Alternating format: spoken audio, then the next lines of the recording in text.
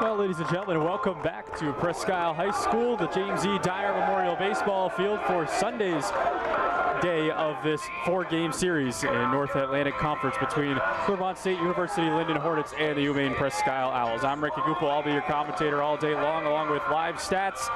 We will have our starting lineups here in a moment as the teams will huddle up, and we'll get ready to go with that, along with the national anthem. But we welcome you in and appreciate you joining us here today.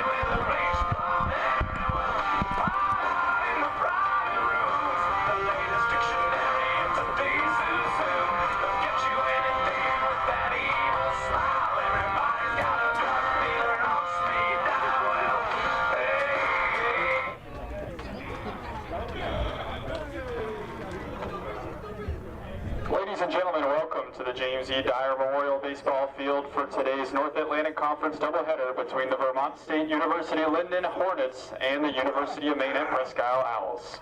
At this time, we'd like to introduce the starting lineups. First for the Hornets, leading off at second base, Cesar Cisneros. Batting second in right field, Sean Dunton. Batting third at third base, Ian Timbrell. Batting fourth at shortstop, Tredell Blow. Batting fifth, the designated hitter, Matt Doherty. Batting sixth at first base, Ryan Alt. Batting seventh and catching, Matt Gagne. Batting eighth in center field, number 27, Jaron Harrison. And batting ninth in left field, Aaron Lefrancois.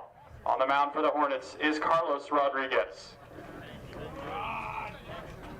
Now for the UMPI Presque Isle Owls. Leading off in right field, Ronnie Goldman. Batting second in center field, Hector Perez. Batting third in left field, Mitchell Clyde. Batting fourth at shortstop, Garrett Chadwick. Batting fifth, the first baseman, Brock Black. Batting sixth, the designated hitter, Romeo Harris. Batting seventh at third base, Mike Langley. Batting eighth and behind the plate, Aiden Toy. And batting ninth at second base, Mason Long. On the hill today for the Owls is Diego Maldonado.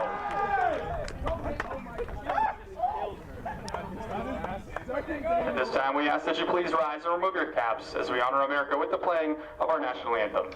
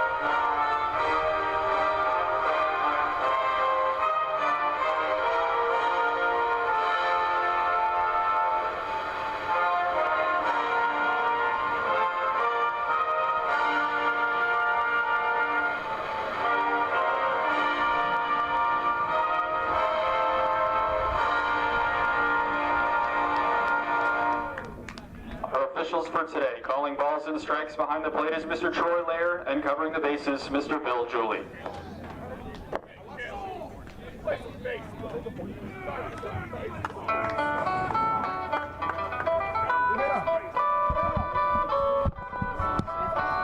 Diego Maldonado on the hill today for the Owls. I'm Ricky Gupel. We welcome you into North Atlantic Conference Baseball. You're watching UMPI Athletics and WHOU.live. Another beautiful day in Presque Isle, Maine. A spring day, a little bit warmer, a little bit sunnier here today. But the baseball field yesterday was a high in mid-50s, mid to upper 50s. Today should be low mid-60s as things warm up here. We're finally getting a taste of spring. Got the field ready. 2 days ago it was snowing hard. We were out here trying to get it playable, and thankfully we were able to do so and have some games here in Presque Isle. Diego Maldonado on the bump for the Owls. Take a look at his stats here in a moment if I can get my stream deck working. Maldonado has made quite a few starts this year for the Owls.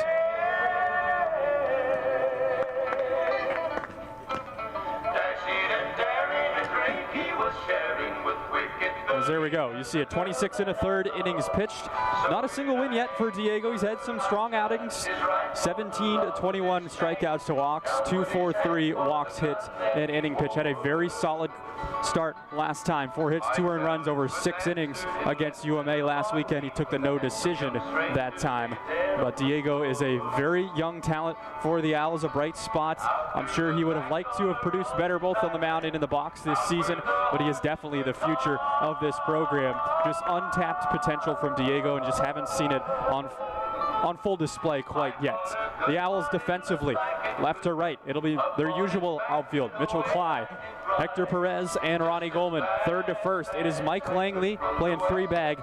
Garrett Chadwick, the shortstop and senior captain. At second base, it's Mason Long. At first base, it is Brock Black. And behind the dish, Aiden Toy, one of the better defensive catchers in the North Atlantic Conference, as he throws down. And we are ready to go with Cesar Cisneros leading things off for the Hornets.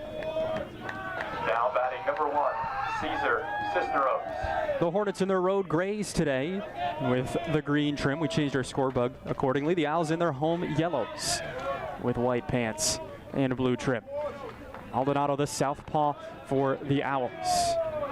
First pitch from the lefty is in there for strike 1. It'll be lefty versus lefty, southpaw versus southpaw today. Carlos Rodriguez, a veteran left-hander, is going to go for the Hornets. He's had a stellar career, one of the best pitchers in this conference, a candidate for pitch of the year this year, as that one is down low for a ball.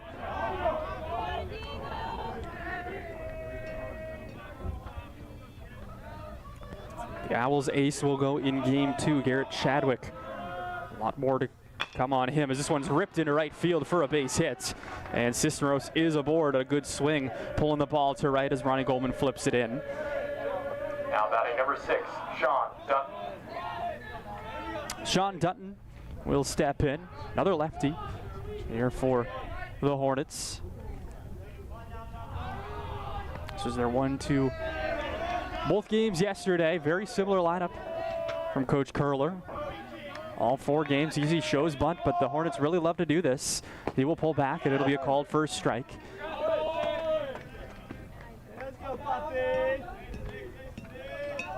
Appreciate you tuning in to UMPI Baseball. Just baseball games this weekend. Next weekend, Sunday particularly, we will have an overlap day with softball games down behind us. Hosting Leslie, as there's a first look at Diego's move. It's picked over. Cisneros is back safely. And then Wednesday, some midweek games is an overlap day as well. UMPI will host UMaine Fort Kent in their inaugural year of their program. The Owls will host the ranked Husson Eagles. Checks his swing. They say he did not. They're going to ask Aiden Toy to throw it down. He hasn't heard the dugout. He will check. They say he doesn't. So it is a ball, 1-1. You can hear the Owls coaching staff emphatically trying to yell to Aiden Toy to appeal that. Here's the 1-1. Another breaker. This one in the dirt. Toy keeps it in front. Keeps Cisneros, who is a threat to steal the leading stolen base category for the Hornets this season.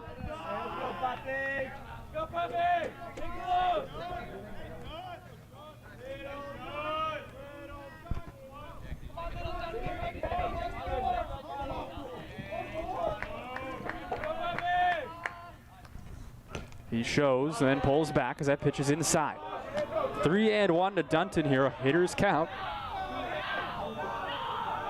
See how Maldonado handles it with the leadoff guy reaching on a base knock.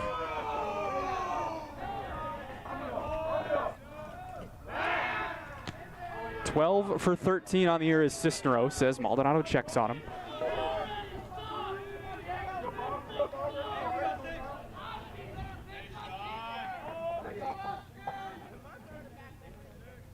He pauses and now delivers from the kick, but it's down for a ball, so it's a free pass. Cisneros will advance to second, and there are 2 on to lead off this game for Lyndon. A good start. Ian Tembrul, the hitter. Received word I was pronouncing his name wrong, although the announcements are recorded. The announcements in venue, so those will be wrong all day, but I can at least try to do a better job at saying his name on the stream. Ian will show a bunt here as Mike Langley charges, but is going to stay kind of halfway and stay honest. Now he pulls back and slashes. This one hit in the air to right field. Ronnie Goldman camping under it. A chance to tag up for Ciceros. It is deep enough. Goldman will fire it in. The throw is going to hit the cutoff. Wisely so, and they'll keep the runner at first base. Well done by the Owls. On a tag up. And Ciceros will advance to third. So men at the corners in one down. They'll get the sign from Toy. Here's Trudell Blow, who had the game-winning hit yesterday. Down to their final strike, the Hornets were. Mike Langley was a strike away from his complete game win. It would have been his 4th complete game of the season. Instead, he hit it over the left fielder's head, and the rest was history. It was a 6-3 win. The runner goes. This is going to wild pitch. It'll get by Toy, and the Hornets are on the board. They're going to turn and send the runner to third, and he will go all the way to third base. Not what the doctor ordered there for the Owls.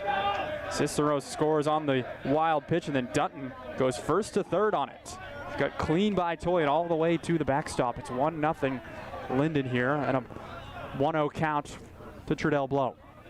So some adversity in the first inning for Maldonado. He's faced his fair share this year. Curveball, misses low. A run on a hit already, 1 down in this first inning.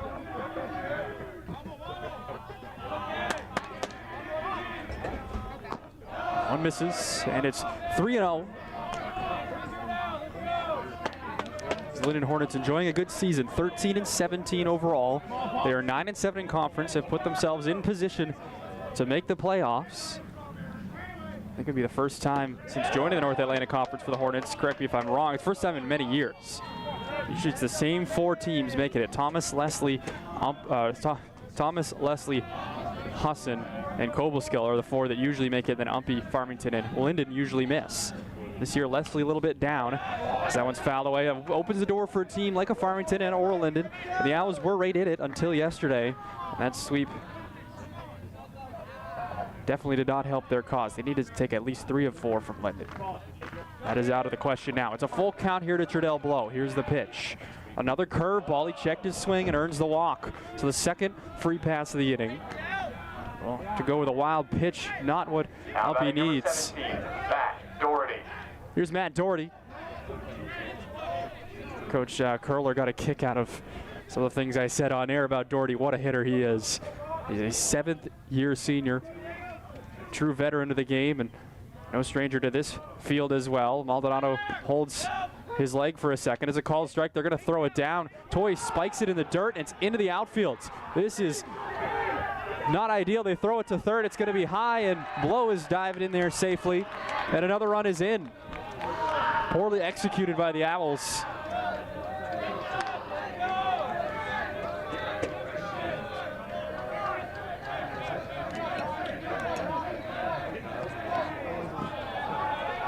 So that one will go down as unearned.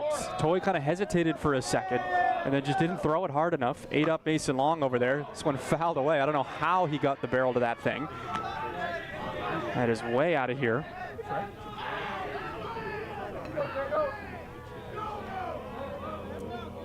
0-2. That one, a curveball, misses, threw it to his back foot. Not a bad pitch there, but Doherty, the veteran, laid off. 1-2. Lyndon dugout getting into it earlier. Runner on third.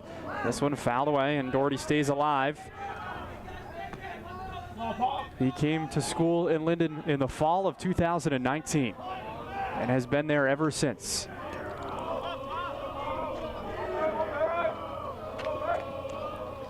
The 1-2 again. This one down. Nice block by Aiden Toy, and he keeps it in front. Trudell Blow, a good runner on third.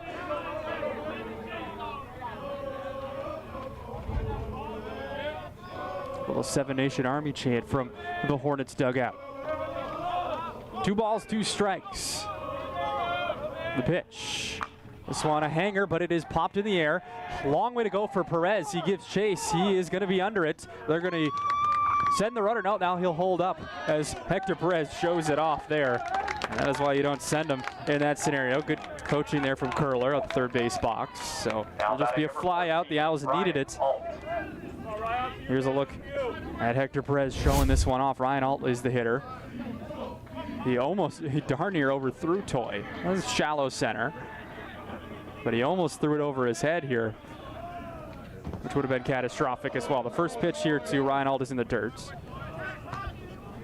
A couple of miscues in this inning have haunted the Owls. 2-0 Lyndon. Much like game one yesterday, the Hornets got on the board early with 2 runs. The Owls responded with 1 the next inning and then didn't score the rest of the game. Ultimately lost 18-1 after a monster 7th inning in a run rule shortened game. This one is a 2-0 count to Alt.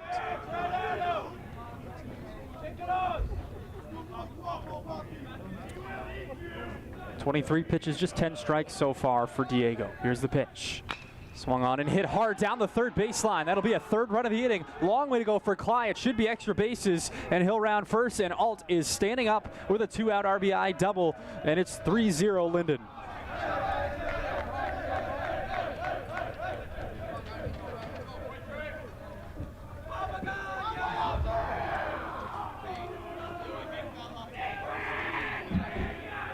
We'll have a mound visit in this first inning. Not when Dakota Morrow, Coach Dakota Morrow, the pitching coach, wanted to leave the dugout. He did not want to do that. You never want to visit in the first inning, but at this point, you got to prevent things from spiraling even more out of control. Matt Gagne, the catcher, is in the box. He started game 1 on the mound yesterday for Lyndon through 2 innings. Didn't throw enough to earn the win in that game, and then Nate Bigelow in long relief ended up picking up the win.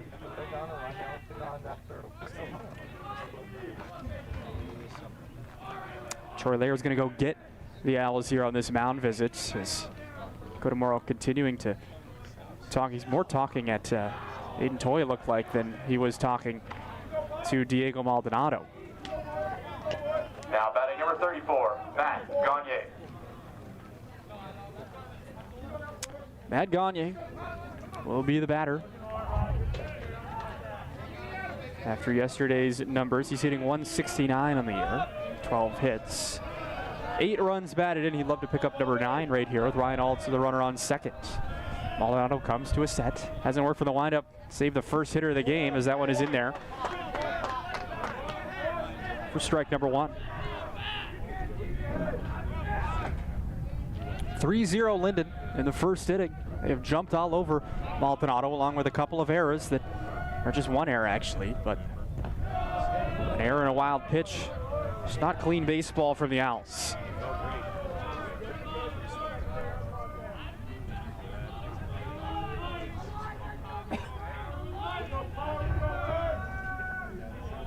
One and one.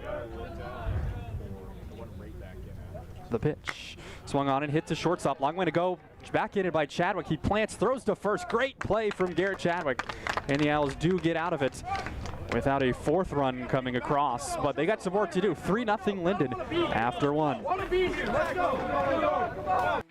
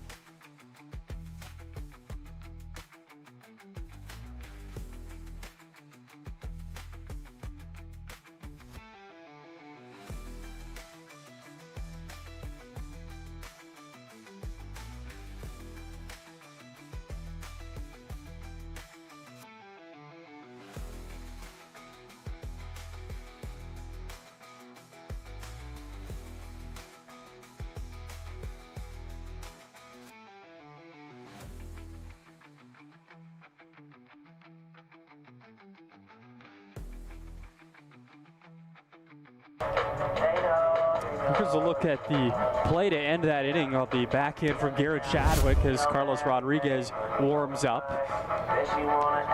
Off the bat of Matt Gagne. That's a tough play for a shortstop there in the hole. He backhanded, planted, knew he had time with a kind of a slower runner. Gagne not the most fleet of foot. He's a catcher. And a great job flashing the leather from Garrett Chadwick. Carlos Rodriguez on the mound for the Hornets, one of the better pitchers in the conference, a 2.84 ERA. He picked up the save in Game 2 yesterday after his team rallied for 4 runs in the top of the 7th. He had a 3-run cushion, so an easier save, but a save nonetheless. 44 1/3 innings pitched this year, a 2.84 ERA, 1.22 walks and hits per innings pitched. But the stat that sticks out the most, 6 walks in 44 1/3, 38 strikeouts. Unbelievable from Carlos Rodriguez. He's not going to blow you away with his fastball. He probably sits low 80s if I had to estimate, but he mixes very well and he locates very well and he fills it up. And in this conference, if you fill it up to that degree and locate on the corners against the good hitters, you were going to do just fine. And Rodriguez has improved steadily throughout his career. 1-1 to Ronnie Goldman. I remember facing Carlos a couple of years ago as a player. And just the type of guy that, I mean, he's pretty over the top for a lefty. Not too much run, but just locates so well. This one in the air to right field, and it's caught by Sean Dutton out there. An easy play for him. 1 up, 1 down. Hector Perez will step in. Let's go, Hector! Now batting number 13, Hector Perez. Here comes the Rooster.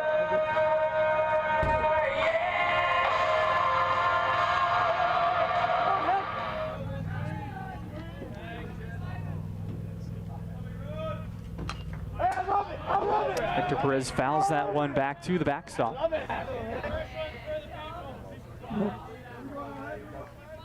on, 3. Come on, baby. Find a way, Heck, find a way. 3-0 Lyndon as Rodriguez goes to from the windup. That one inside. Let's go, be you, Heck, be you. 244 on the year for Hector Perez. 20 hits. Second on the team in hits, but he's 10 behind Mitchell Cly, who's first on the team. That's how head and shoulders Mitchell has been from the rest of the team. He's on deck as that one called strike number 2. 1-2 to the Owls center fielder. He was Mr. Clutch at times last year. Came up with a big hit, I remember, here against Thomas in the Owls' upset victory. This one hit hard to right center field. He ripped that one. And over is Harrison. Perez, great swing. And the Owls have their first base runner. 33, Mitchell Cly. Here is Mitchell Cly. Had a tougher game 2 yesterday. Struck out twice. Only 5 Ks in the entire year. 2 of them in 1 game yesterday. So Cly has been unequivocally the Owls' best bat all season long. And they would love to get him going here at home. 326 on the year. The pitch from Rodriguez downstairs. Come on, Mitchie. Come on, 3.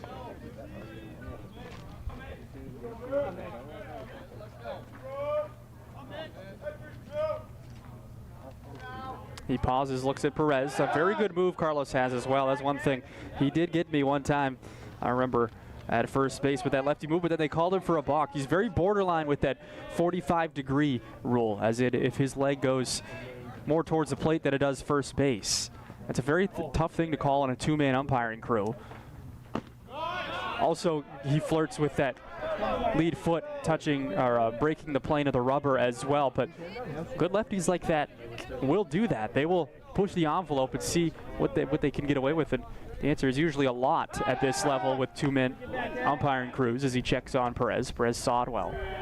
But just having a good lefty like that has a dangerous move can just neutralize the running threat completely. Even fast runners will be caught off balance, and you're taught to go on the first move of a lefty and then hope that they don't pick over. But he's a guy that can read it. He sees you take off, he'll throw over. Slide steps this time. This one hit to second base. It'll move the runner up as fielding it is Ciceros. Perez had a jump on that ball and he slid in safely. Now batting number 5, Garrett Chadwick. So instead of the fielder's choice, he does move him up. Here's a look at that swing from Mitchell Cly. Shaft City coming home again. Perez must have been running on the pitch. I couldn't quite see. Let's see if we can answer that question right now. No, I don't think he was. Just a good jump. Chadwick takes a big hack at that one for strike one. 2 down in this first inning, a runner in scoring position.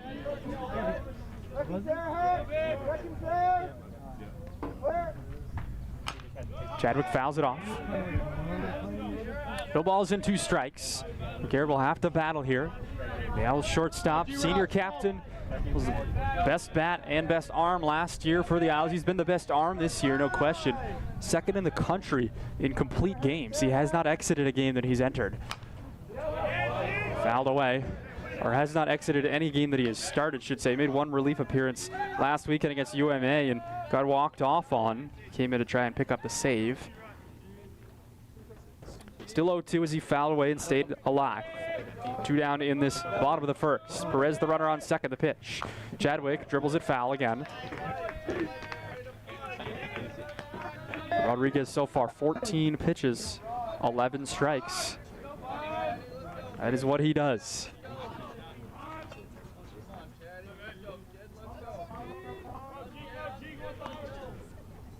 Takes a look at second, now kicks and deals. This one a dribble at a shortstop, should be an out. It's fielded by Blow, on to first in time, and that'll do it and end the minimal threat that the Owls had. Perez singles, got to second, but they cannot bring him in. We head to the second inning, 3-0 Lyndon. Okay, don't grab.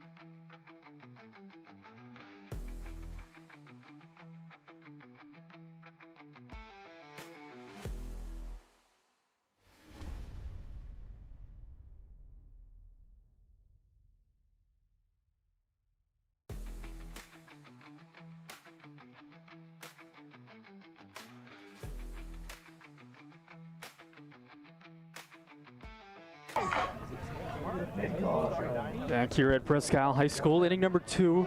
Lyndon on top, 3-0. Ricky Goupel with you. Happy to have you joining us on this Sunday afternoon. A beautiful spring day in Presque Isle as Jaron Harrison will step in. Had a great swing yesterday. He is one of the lighter hitting bats in this Lyndon lineup, however, but just a very good defensive center fielder, hitting 169. As he fouls this one away, was under it. Maldonado, a labor-intensive first inning, 27 pitches, 13 strikes. A lot of traffic on the bases as he can finally work from the windup again. And one downstairs, 1-1.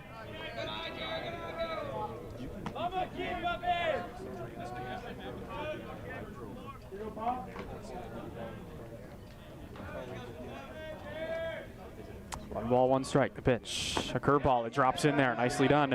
And it's 1-2.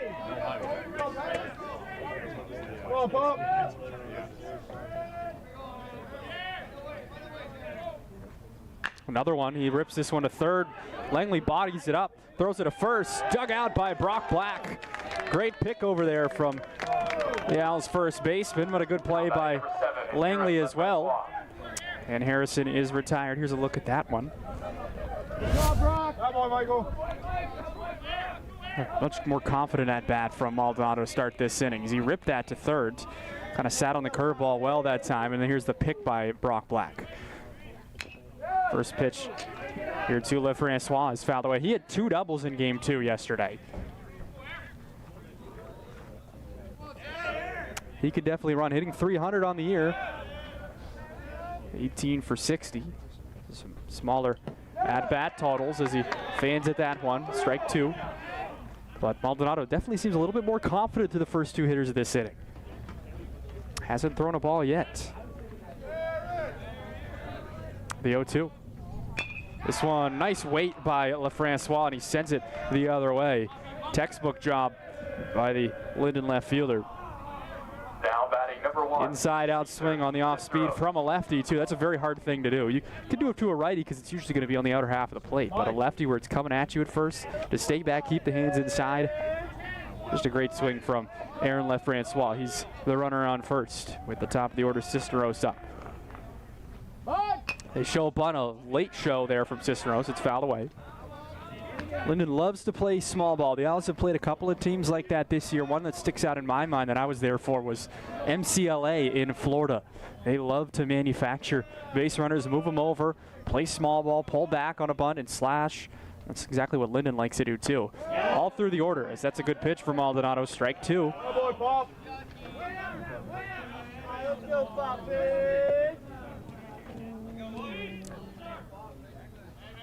One down in this second inning. Owls would love to get a ground ball and get out of this quickly, save some pitches. Here's the pitch. Another curveball blocked by Toy, but it gets away. And a good jump and a good read over there by LeFrancois.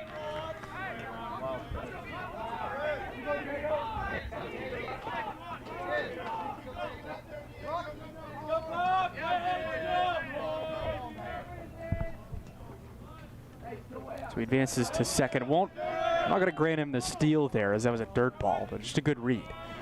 The 1-2. Kicked away again. This time it will be a passed ball as LeFrancois moves up.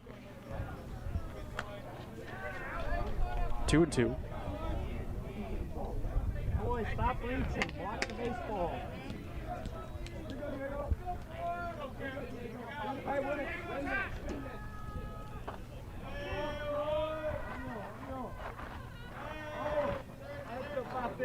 Two balls and 2 strikes to Cisneros. The runner on third and 1 down. A great pitch from Diego Maldonado.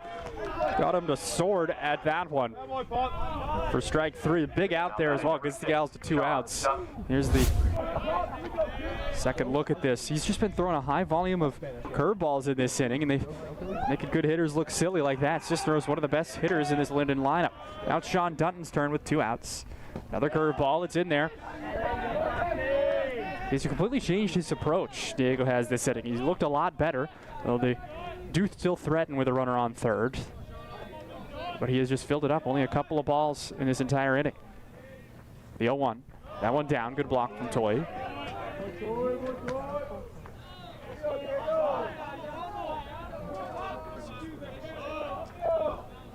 One and 1 to Sean Dunton.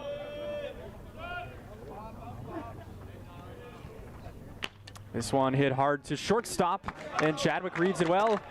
Touches the liner, and the Owls are out of it, so they are able to get Lyndon to leave a runner on third. 3-0, bottom of the second we head.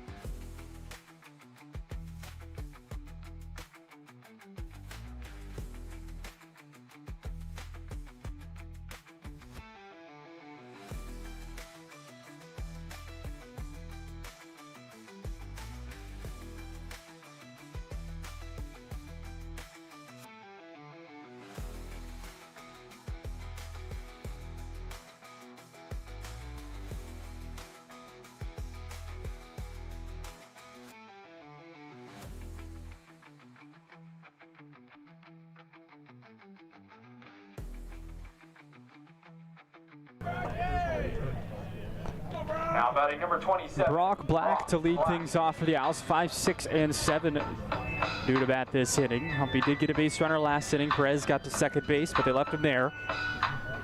Lyndon left a runner at third a half inning ago. 3-0 Hornets as Black will get his first look at Carlos Rodriguez. The pitch, he fans at it. Brock has been very aggressive this weekend, sometimes to the detriment of his hitting, as he's chased a few, has taken some big hacks, but he's that type of hitter. He's got some serious pop. Waits back in this one, fouls it away, and quickly down 0-2. That's my baseball. That's Mitch's baseball.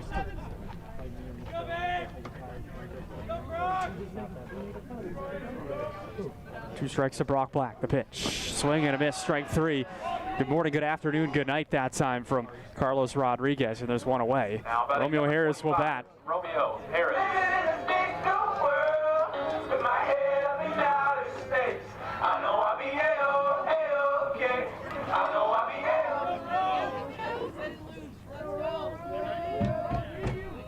Romeo Harris, the DH, another guy that has been lying in wait all season long with the bat. He had a great swing yesterday that just was short of getting out of here in deep center field. He was just under it. But he has struggled mightily this season at the plate. Has done a great job behind the plate as a catcher. He gets the DH nod today. He wants to get him going. That one down low, 1-1. Good hold from Harris. On deck is Mike Langley, followed by Aiden Toy and then Mason Long. One down here in this bottom of the second inning. Pitch swung on, hit sky high to left field. Long way to run for Left Francois. He will call off and make the grab in left field. My goodness, that ball was up there. That was a big league pop-up to left. Now batting number 21, Mike Langley. Mike Langley up with 2 down is to very quiet first 2 hitters. Rodriguez barely 5-6 pitches into this inning. 21 pitches so far, 17 strikes. The Owls have to be ready to jump on him. Here's the pitch. Langley does swing, but it's in the dirt.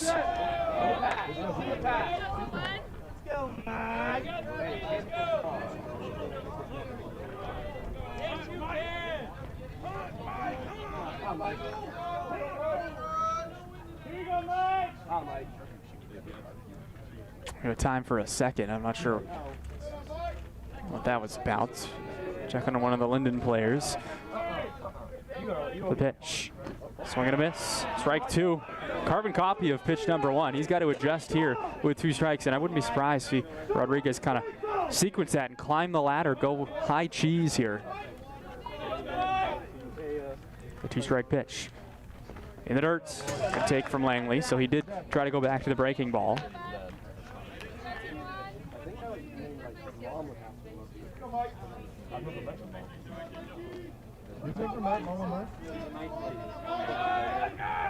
One and 2 to Mike Langley. The pitch, that was the high cheese, but Langley fouls it away.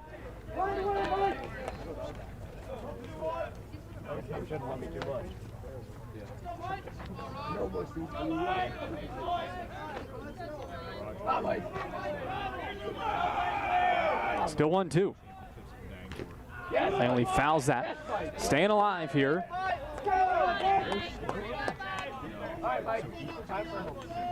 Making Rodriguez at least work for it, which is something neither of the first 2 hitters of this inning did. That was third baseman trying to get something started with 2 outs. Here is the 1-2 again. Down low, good take from Mike.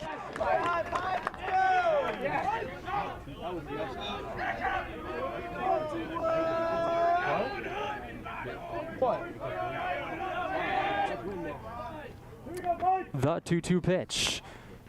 This one hits softly up the first base line. Picked up there by Alt, and he beats Langley in a foot race to the bag for out number 3. We head to the 3rd inning, 3-zip. Lyndon on top.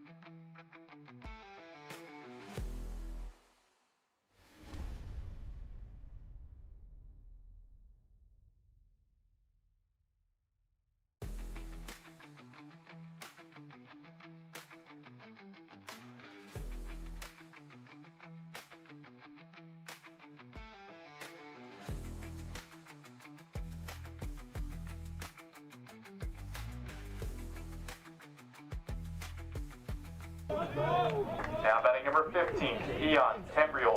Eon Tembriel, the leadoff batter here, 3-4-5 due up for Lyndon. In this top of the third inning, 3-0 Hornets. Maldonado looked much better in that second inning. That first pitch is in there, a fastball for a strike. He commanded his curveball really well. It's good to see him command the fastball that time.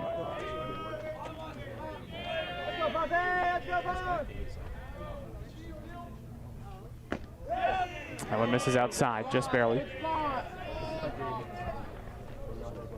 An awful good spot from Maldonado. 1-1. Another curveball drops in there. 1-2. Tembriel hasn't even thought about swinging it yet. He will have to here now with 2 strikes. The 1-2. He protects. Dribbler to third base. Langley bobbles for a second, recovers, fires on to first for the outs. Well done by the Owls' third baseman. Now batting number 36, Slow. Second assist of the day for Langley. Here's a look at that ground ball. Kind of off the end of the bat, I think. Yeah, it was way out in front of it. See the bobble for a second, but Langley got it back at his mitt and then threw it hard and low back over to first base. Trudell Blow, the hitter.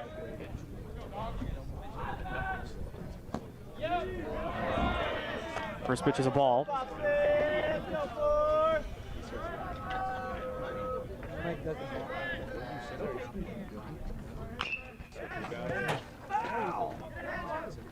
This one fouled off to the side.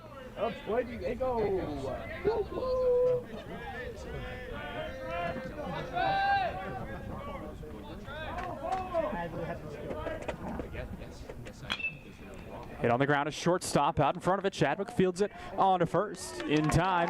So Maldonado pitching some outs here over the last, 5 outs or so. Now batting number 17. Much better. Matt Doherty. Now it's Matt Doherty up with 2 down and nobody on. I do too. Next inning. Hey, let's go, Poppy. Go forward. Curveball didn't quite get there outside.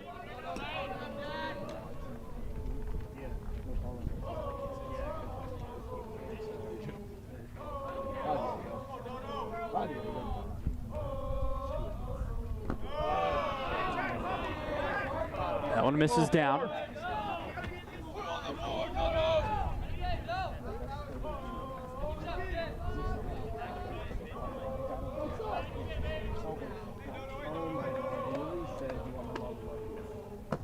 Another one down low, 3-0.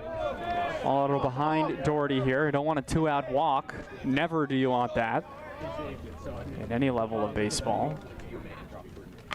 Doherty swings at 3-0 and it's dribbled to third base. Langley fields, collects on to first. Got him. Great play again by Mike Langley over there. So Doherty gave himself the green light on 3-0 and then bounces into a soft grounder third. And it's a 1-2-3 top of the third. The Owls coming to bat. Got to try to get something going on offense.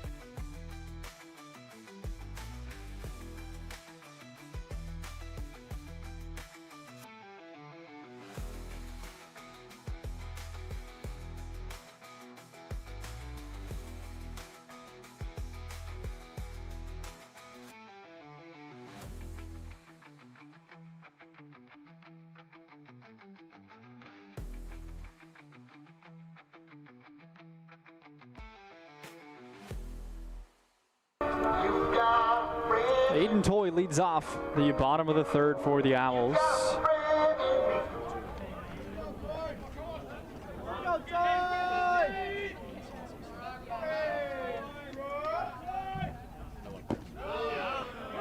Called for a strike.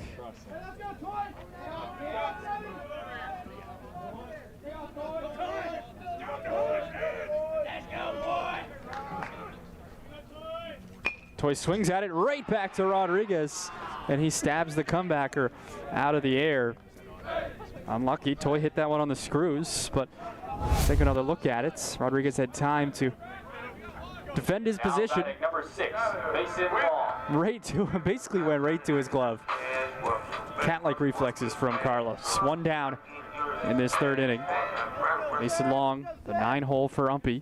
Just the one base runner thus far. It was a hit from Perez in the first inning. That one in there for a strike.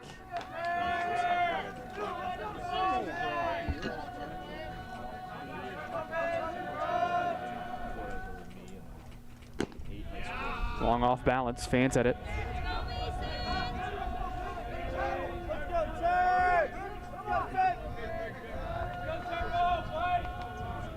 Oh, 0-2. Caught looking, strike 3. Too close to take there on 0-2 as Rodriguez is feeling it right now. Got him at 33 pitches and 27 strikes. What an outing so far for Carlos Rodriguez. This Owls lineup has been lying dormant all weekend long. Here's the pitch. Fouled away. They did do much better in game 2 yesterday at moving guys over productive outs, but it again wasn't enough in the end. Strike away, 3-2 it was in the 7th inning with 2 outs and the bases loaded. Good swing by Ronnie Goldman, hit it the other way. Long way to go. Cicero spins on a first, won't make the play, so it's an infield hit. Thought for sure that was going to trickle into the outfield. Now batting Goldman 13, Hector Perez. will be on. Here's a look at that play. Just didn't hit it hard. I thought he hit it harder, but it was soft enough that Cisneros could make an attempt at it. And a great job there, trying to spin, and that's a very tough throw to make, but Goldman, I think, was beating it anyway. I had it as an infield hit regardless because it was not routine. Perez shows bunt, now pulls back, it kicks away off the glove of Gagne. And Goldman will move up without the sacrifice. Well, can't really sacrifice with 2 outs, I'm not sure. He does move up into scoring position. Ball 1.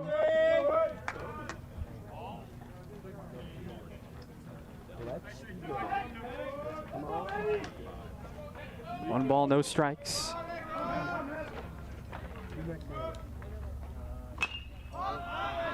Fouled away by Perez.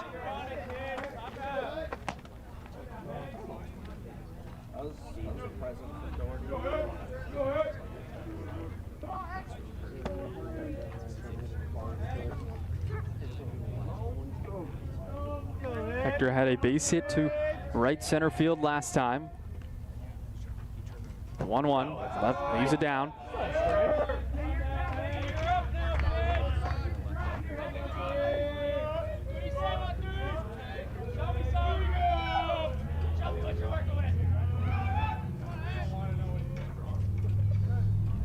Here's a 2-1 in the dirt.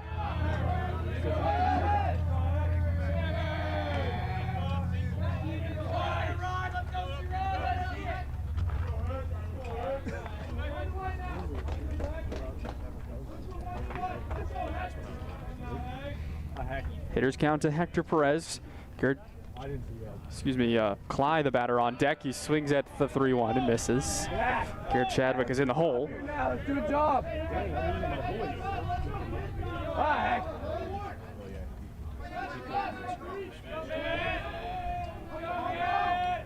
Here's the 3-2 pitch with 2 down. Perez swings and turns it and hits it to left, but a good breakout there in left field, and LeFrancois makes the catch. That'll retire the side.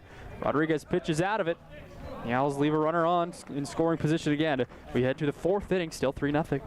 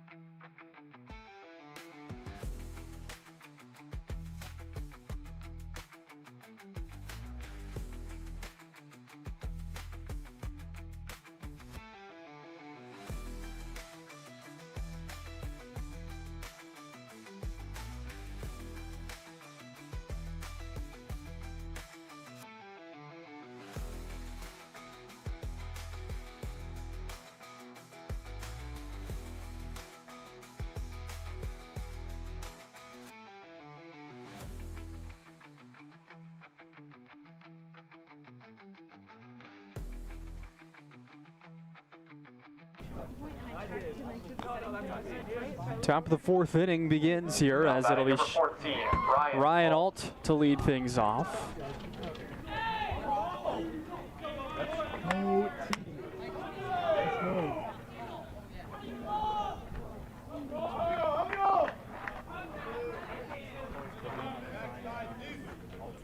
A double down the third baseline back in the first inning in his first AB. But it's been, I think, only 7 hitters to come to bat since that inning for Lyndon as Maldonado has settled in through the second and third frames. First pitch to Alt was down in the dirt for ball 1. Inside, ball 2. Danced out of the way of it.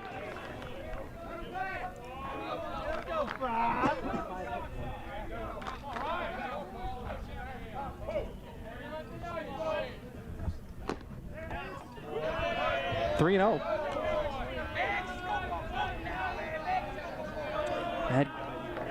That was Matt Doherty who gave himself the green light on 3-0, or maybe he has the green light from his coach on 3-0. Alt does not, as he was dead taking that one all the way. I'm a proponent of, I don't care who you are in the lineup. On 3-0, you take. Base runners are better than the off chance of getting into one and finding a gap and getting a double. A single is as good as a walk in my book, as Alt takes a hack at strike number 2. 3-2 here. The pitch. A curveball, strike 3. He got him, and Toy makes the catch. Now he didn't make the catch. Number 34, Matt Gagne. I thought he was saying he was, for a second, hopefully umpire Troy Lair was saying that he did not squeeze that, but it didn't matter. Alt is retired. Good job by Maldonado coming all the way back from 3-0 in that count. It's Matt Gagne, the catcher. Grounded out to short to end the first inning on a good backhand play in the hole by Garrett Chadwick. Upstairs for ball 1. A curveball, strike 2, or strike 1 rather.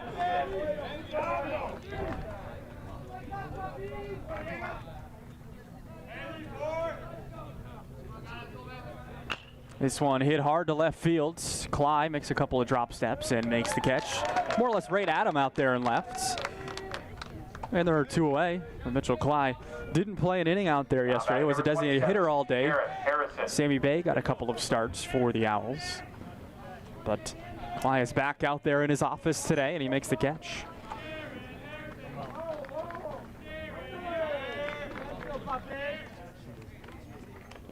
Two up, 2 down to start this inning as well, as Jaron Harrison will be the hitter.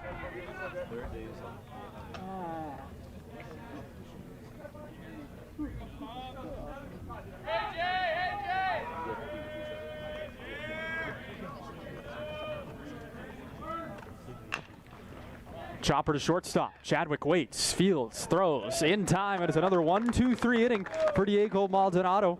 The Owls quickly in the dugout, but they got to do something with the sticks here, and this is a prime opportunity as we enter the middle innings. Bottom of the 4th coming, 3-0 Lyndon. We got to make up for Poppy. We got to help Poppy out. Let's go.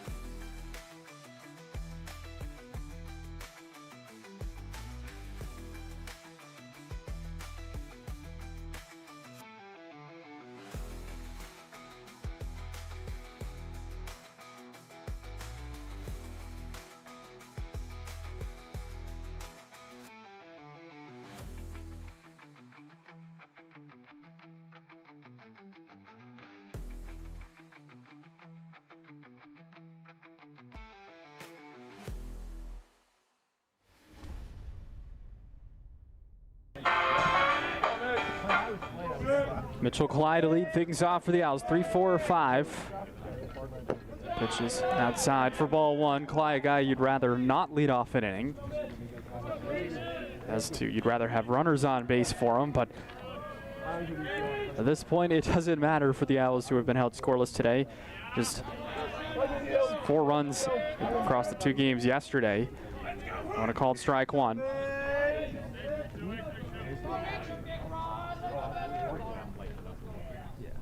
Moving quickly in game 1. Clyde swings and sends it to center field. Harrison breaks and runs in. He charges and makes the catch in center field. So Clyde got a hit somewhat taken away from him there. Wasn't hit super on a line, but had a chance to get down. Harrison, a great center fielder, makes the catch. Coming home again.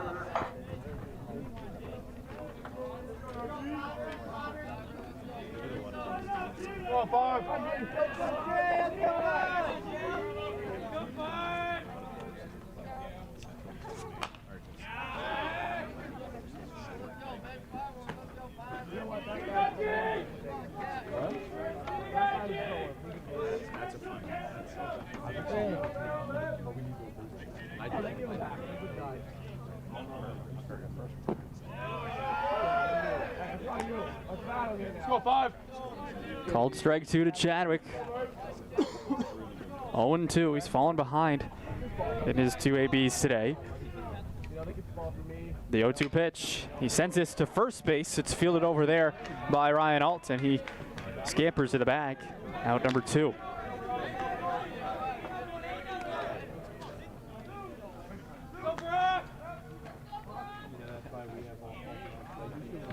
Now batting number 27, Brock Black.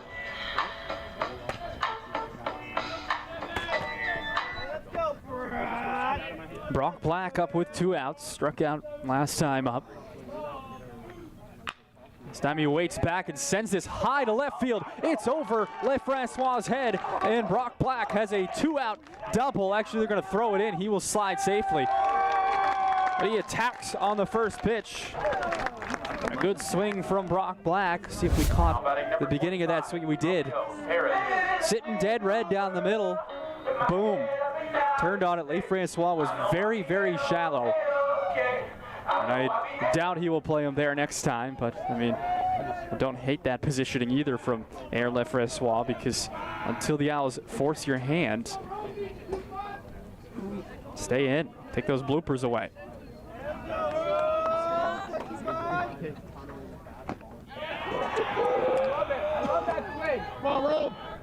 Romeo Harris swings at the first pitch. The Owls have had a guy on second now 3 of their 4 innings with 2 outs, have been unable to find a base hit. The 1-strike pitch. Harris lets it go, but it's there. 0-2. Let's go, Rome. Come on, 2-5.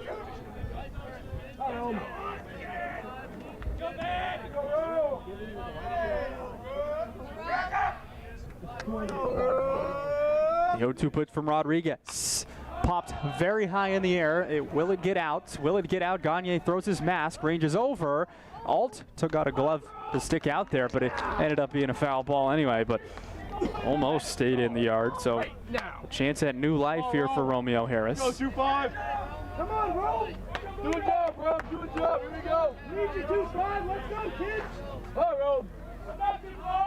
Have some fun. Have some fun.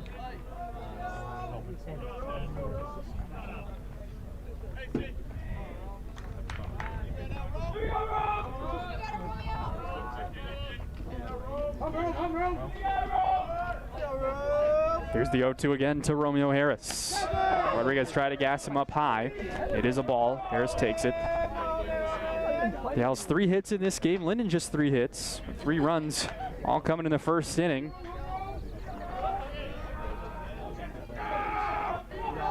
One and 2. Harris swing and a miss. Strike 3. Rodriguez got him. Looked like a changeup to me from here as Harris was way out in front of it. The Owls leave another runner in scoring position. Go to the 5th inning already. We're flying along here in Presque Isle.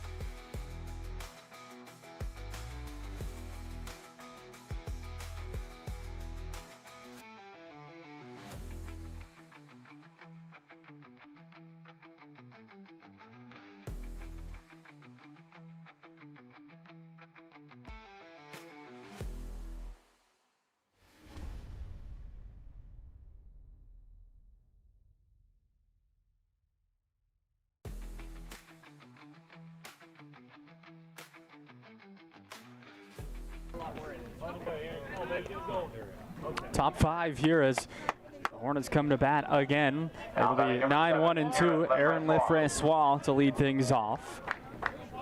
Had a base hit to left field last time. A good weight on a curveball from Maldonado. Here's the first pitch of this 5th inning. Upstairs for ball 1.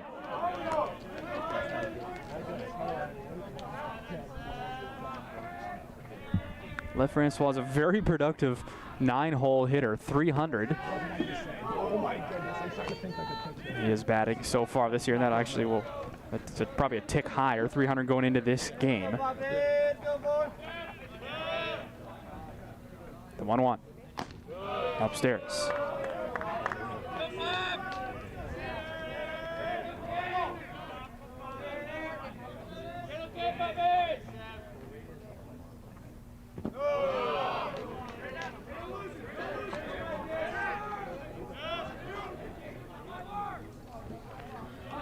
Three and 1. Pitch hit to shortstop. Chadwick collects onto first. Another 6-3 ground out as the left side of the Owls infield's been busy. Garrett Chadwick and Mike Langley have probably had 3-4 ground balls apiece. Mason Long has maybe had one, I don't know, and that was back in the first inning. But at any rate, LeFrancois is put out, and it rolls over to the top of the order. Cesar Cisneros. The pitch, he shows bunt, pulls back as it's a ball.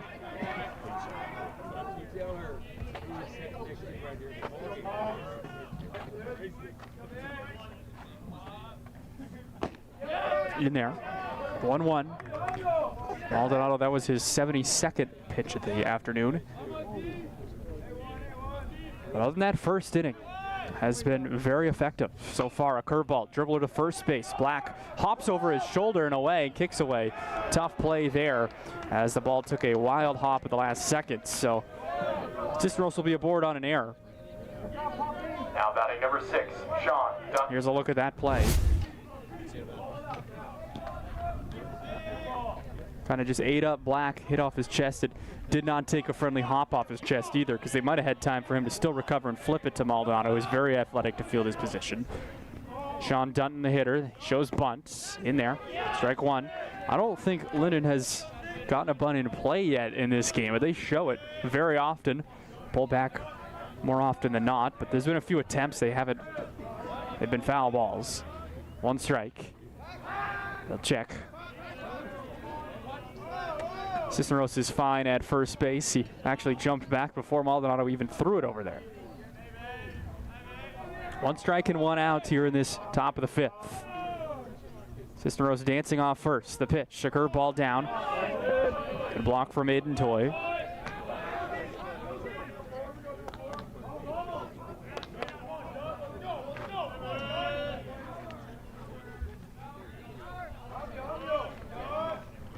The 1-1, fouled away.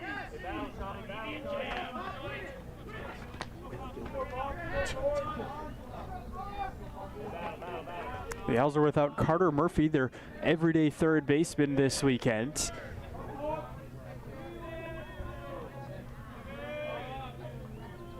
Carter Murphy has had a fine freshman campaign, has shown some pop, a couple of home runs. That one is down low. So they have felt his vacancy. Brock Black got a start or 2 yesterday. I think, yeah, both games. He started at third yesterday. Then has to start at first with Maldonado on the hill. So Langley is at third in this game. He's been the backup third baseman as well. This one hit in the hole as Chadwick was diving to cover. It gets through. He's going to go first to third. Clyde picks it up, will fire over there. And then everybody's going to be safe. Weird play there as Chadwick was going to cover the second base.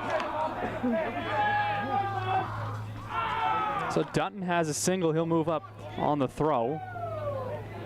Now batting number 15, Dion Tambriel. Chadwick made a go at it. Here's a look at the tail end of that play. Actually, no, we're going to see the whole thing. See, the runner was moving. Chadwick was going to cover. And then had to put on the brakes and try to switch courses. A very hard play. And a good send by Coach Curler there. Making him go from first to third. It was shallow left field, but the grass is thick and bumpy. It doesn't get out there very quick to the left fielder as it would on a turf facility per se, which both these teams have probably played their fair share of games on turf this year. 1 ball. Here is the count to Tembrell. Swings at that one. 1-1. Second and third. The first jam that Maldonado has been in since the first inning.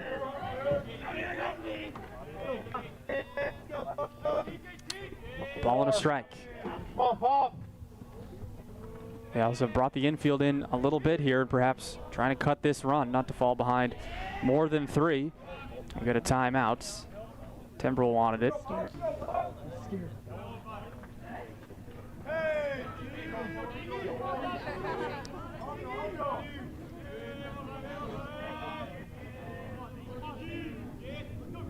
The 1-1. Lets it go. 2-1. Tembrell holds up the hand at Cisneros, says don't come, as Toy kept that in front. Get even. Come on, Pop.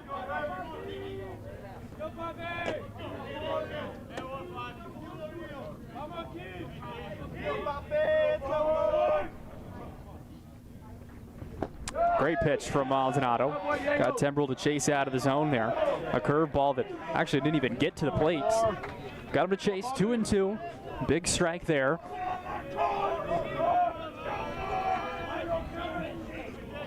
Here it is, the pitch. Swung and dribbled, foul down the third baseline. Tembrell staying alive here. He's 0 for 2 in this game. Hitting .258 on the year. 17 runs batted in.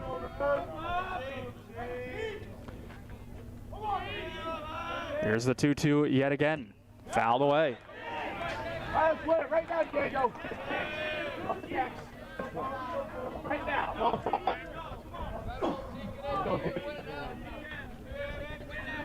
On, Diego.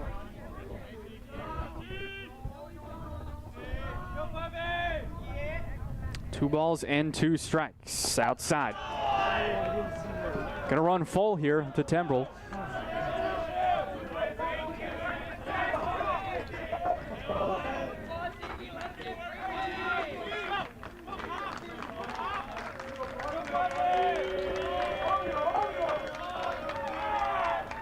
The 3-2 pitch. Outside, ball 4, and Tembrell wins the battle. Great at bat from him, 8 pitches. And they're all loaded up with 1 down. Could be a blessing in disguise for the Owls as the double play is in order, but Trudell Blow, not the guy you want to see. He was up with the bases loaded in the 7th inning yesterday and ended up ultimately winning the game for Lyndon. It was 3-2. The Owls on top. And he made it a 4-3 game with 1 swing, and then Doherty had a 2 RBI hit next. He checks his swing on the first pitch here. Curveball didn't get there. That was pitch 87 from Diego. So he's getting up there. Don't see any action in the Owls bullpen. This one fouled.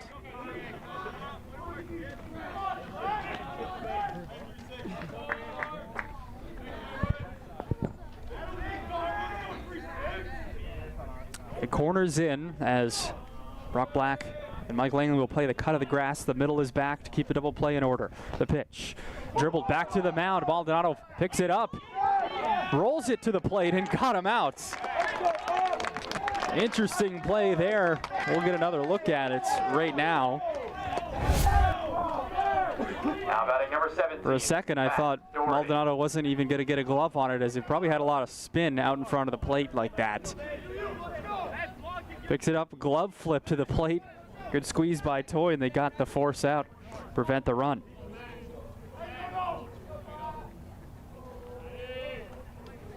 Now Matt Doherty, and it kicks away from Toy. They're going to score one on a pass ball. Unfortunate there for umpire. I'm going to take another look just to make sure this was in fact a pass ball, or if it was a wild pitch. Yeah, probably should have been blocked.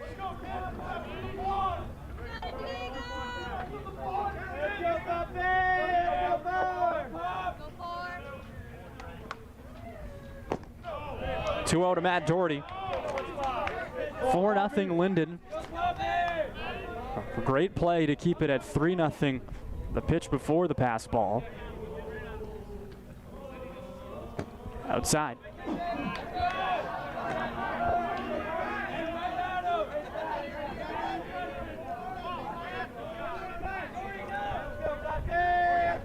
3-0 to Matt Doherty. They do have a space for him. He pulls back a bunt.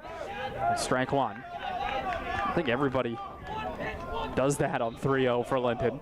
Something you see quite a bit. 3 balls and 1 strike. A hitter's count to a very good hitter. The Owls outfield is somewhat shallow here. The pitch. Ball 4. They're all loaded again. Ryan Alt will be the batter. We get a timeout as Coach Morrow is going to go talk to just Maldonado, it looks like. Or maybe Maldonado and Toy. He waves the infield off. But a mound visit here on the top of 5th. 2 down, the bases are loaded.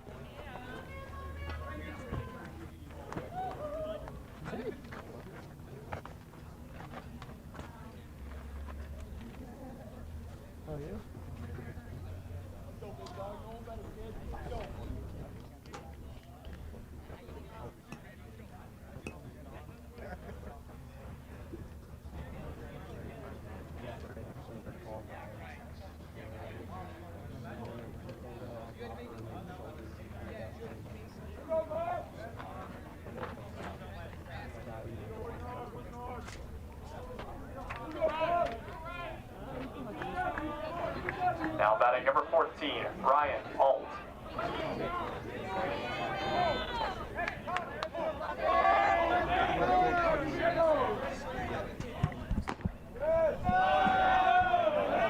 Ball 1 to Ryan Alt. As the bases are loaded, nowhere to put him now. As the Owls use their second mound visit. The first one was back in the first inning. This one hits to third base, bodied by Langley. He picks it up and steps on the bag. Well done by Mike over there. And the Owls survive and minimize the damage. Lyndon does grab one. That'll be all they get. 4-0 headed to the bottom of the 5th.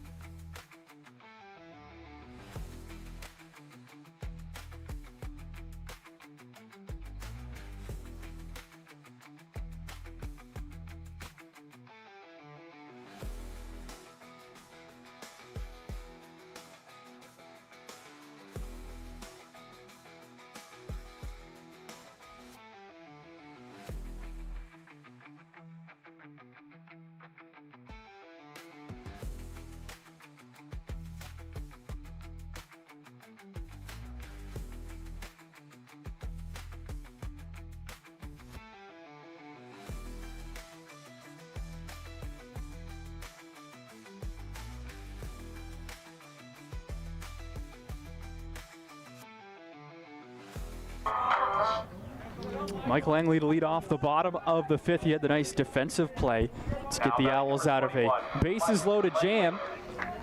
Lyndon did score a run last inning, but it could have been far worse, as this is still a ball game, but the Owls really have to wake up, as Carlos Rodriguez has only thrown 53 pitches through 4.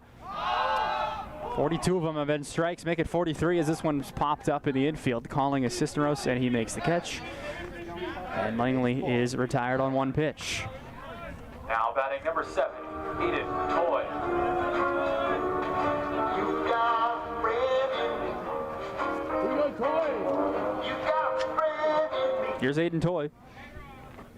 Had a couple of hits in game 2 yesterday, some good pull swings. Fans at the first one, kind of a half swing. With a pitcher from the left side, you love to see Toy pull a ball here. They're playing him certainly that way. The second baseman, Cisneros, isn't even in the frame. He's that far over to the right. This one foul back.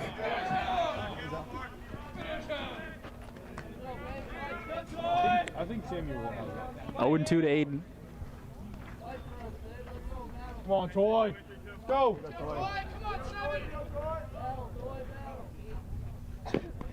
Now That one outside just barely. Never, never, ever.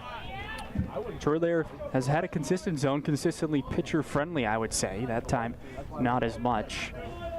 But just to the outside part of the plate, he said. 1-2. Aiden Toy still have to protect here. The pitch. Foul back, as he does protect.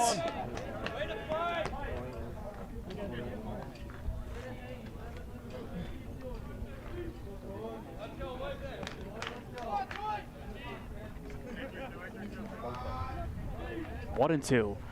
Toy dribbles this to second base. A run for Cisneros, but he picks it up and on to first for the outs. 2 up, 2 down in the 5th. An absolute gem so far. Now batting number 6, Mason Long. From Carlos Rodriguez. Mason Long struck out looking last time.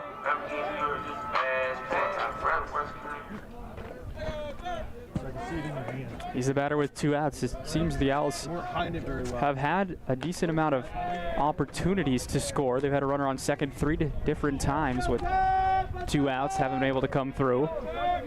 But it seems like sometimes they don't start a rally till it's too late in this game.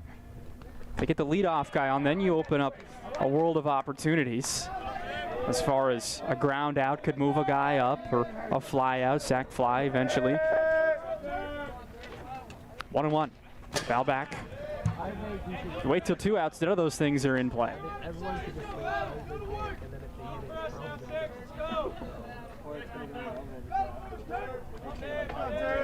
But if it's super high, the wind could take it. Down low, ball 2. I think we tried for 1 going in the field, so I don't.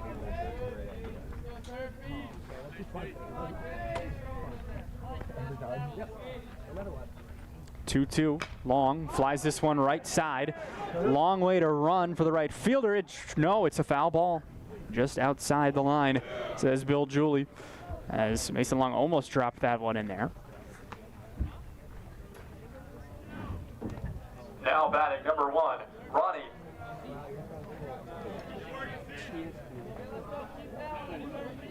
He was way down there.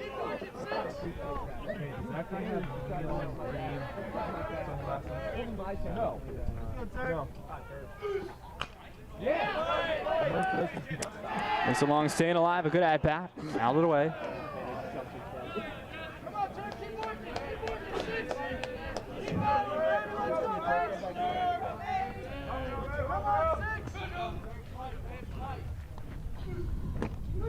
Called strike 3 at the bottom of the zone, and Mason Long is put down after a great at-bat. Can't come through for the Owls. They go 1-2-3 in the 5th. We're going to the 6th now, 4-0 Lyndon.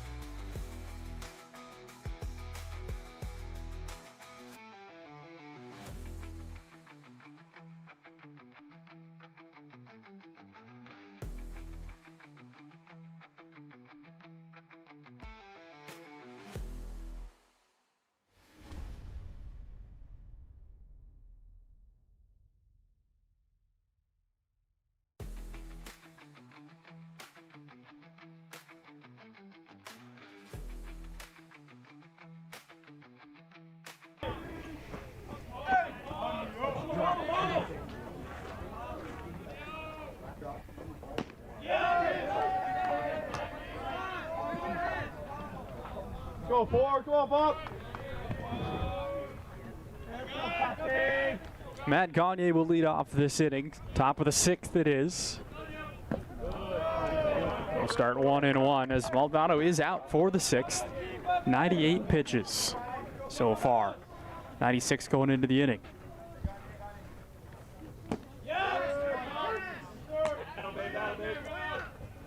Come on, Pop.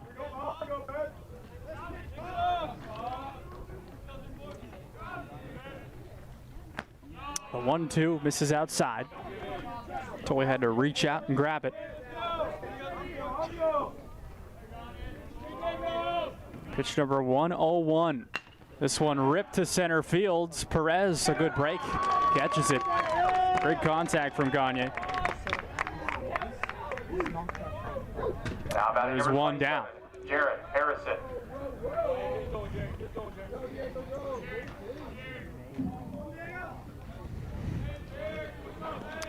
Jared Harrison up with 1 out. He's gonna bunt for a hit. It's popped up and Toy will just drop the mask and grab it.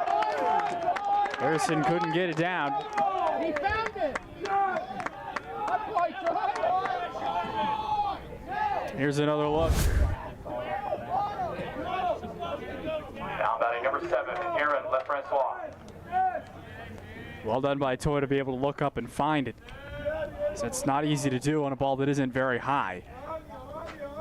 Coach Curler is actually going to use an offensive timeout here with 2 outs. And Aaron LaFrancois up. He's 1 for 2 in the game.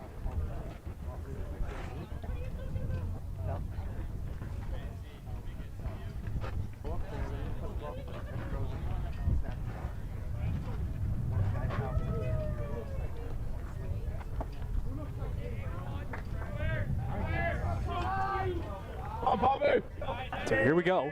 2 outs, nobody on. He shows bunts. He'll pull back, let it go for strike 1.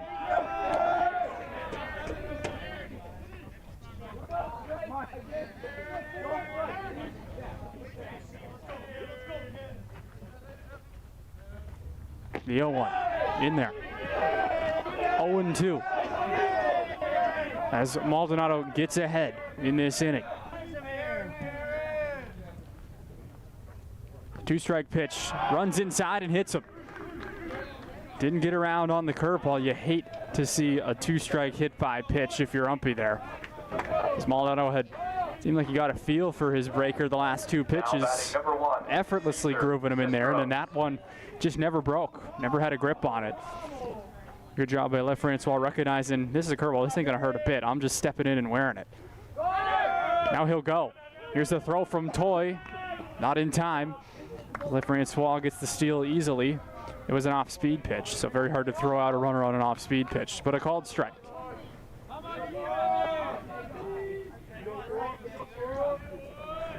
Oh and 1 to Cesar Cisneros, the top of Lyndon's order.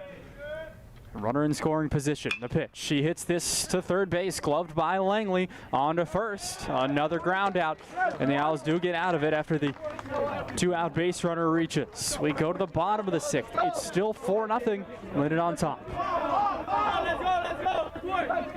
Let's go!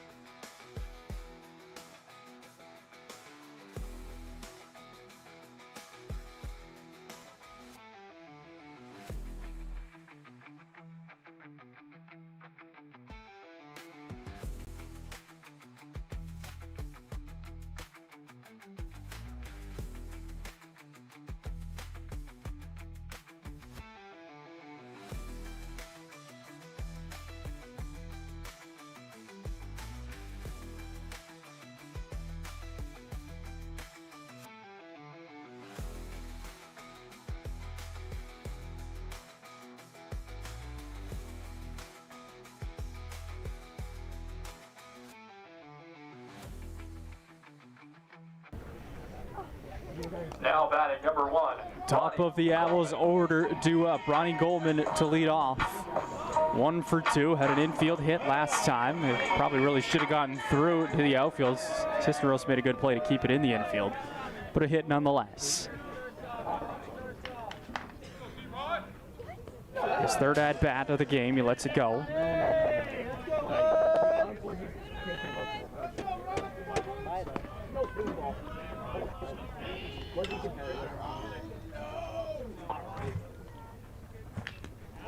Fouled back. Goldman a little overzealous with that swing.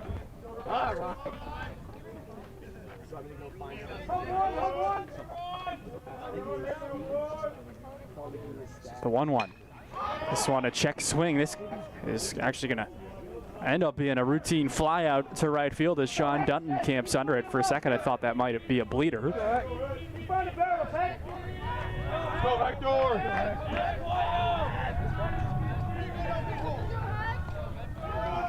Now batting number 13. Hector Perez.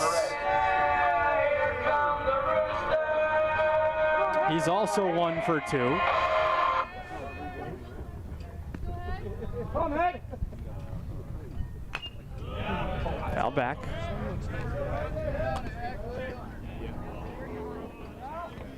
Show, Hank.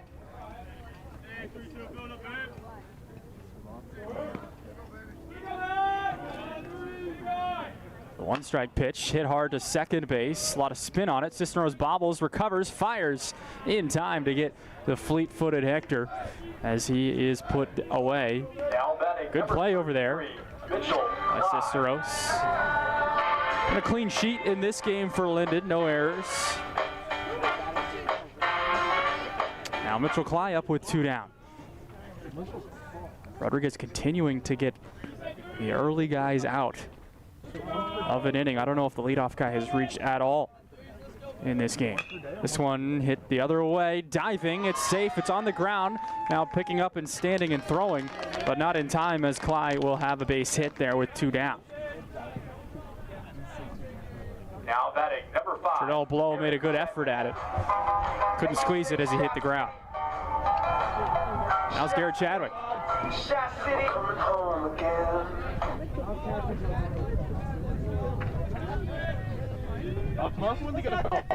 Mitchell Cly's first time on base today. This one flared over right side. Long way to go for Dutton. It'll get down. Cly's around second. He'll go first to third. The throw comes in. Chadwick has a double as he is safe into second base. First pitch attacking down the right field line there. So now 2 on, 2 out for Brock Black. Here's a look at that swing from Chadwick. Actually didn't catch it, just caught the ending. My apologies. Here's Brock Black with 2 outs, second and third. He had a double last time up. Called strike. Struck out the first time and then absolutely burned the left fielder, Leif Francois. And Leif Francois is still shallow out there. I'm unsure of why with 2 outs. You're up 4-0. Now a ball inside. Why would you be this shallow with a hitter that burned you last time when you're up 4-0? Don't worry about the throw at the plate, in my opinion.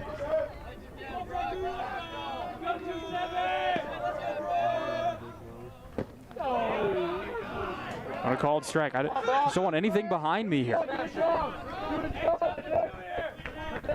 1-2 to Brock Black. Could be a moot point if Rodriguez can K him up right here. The pitch. This one flared to right field. Dutton camping, coming in and makes the catch, and the threat is erased. The Owls get 2 on, but they waited too long. Did it with 2 outs. We head to the 7th inning, 4-0.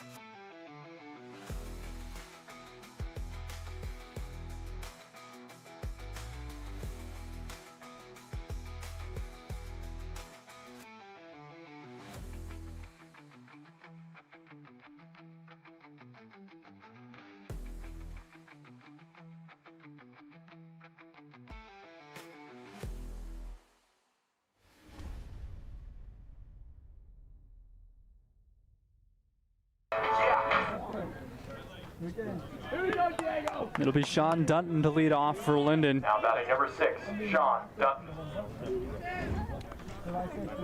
Here in this top of the 7th inning.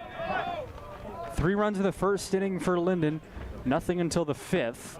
As Maldonado's out to try and complete this game. That first pitch misses for a ball. He's at 107 pitches now. Al's trying to save their bullpen if they need it. This one ripped to center field. Perez breaks, but it's down in front of him. And it's a leadoff base knock for Sean Dunton.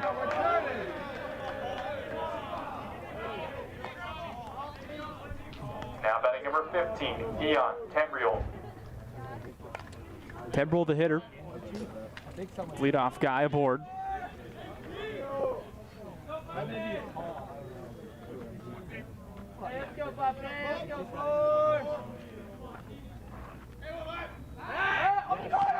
They check on him, and they got him.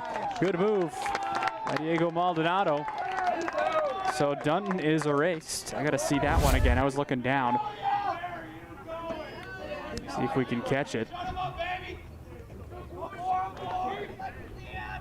The head. It's always the head that can get base runners. If you look towards home plate, base runners often will kind of take their guard up for a second, think, okay, he's going to the plate. Well, that was well done. So Dunton, after the base hit, is picked off. This one grounded to shortstop. Chadwick waits, fields it on a hop onto first in time, and there are 2 away just like that.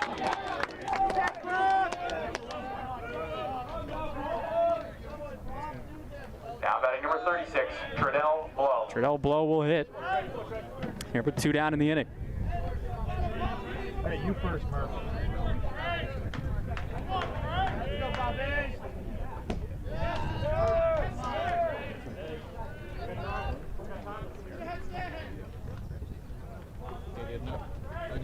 Another offensive timeout here. After a called first strike, Coach Curler's going to talk to him, which is interesting to use it with nobody on and 2 outs, but he knows something I don't. He's at the helm for 4 years now for Lyndon, so you have 3 of these per game. Why not use them, right? Also could just be a gamesmanship thing to kind of slow down Maldonado, throw him off his rhythm.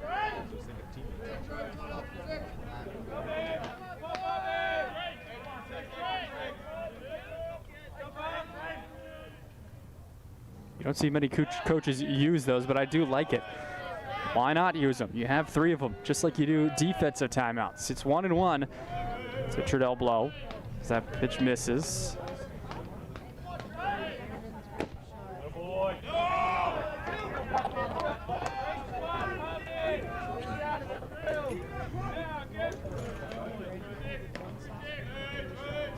Two and 1 now. Curveball, got him. 2-2.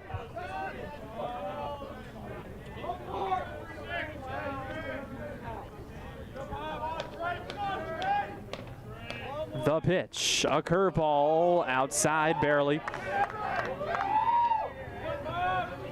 He had 109 pitches entering this at-bat. This will be pitch 115 of the outing for Maldonado. The 3-2.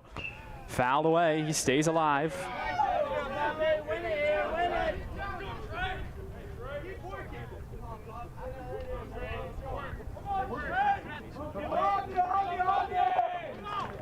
The pitch.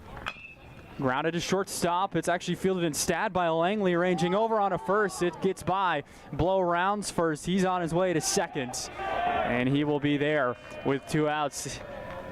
Maldonado effectively did win that battle, but an errant throw.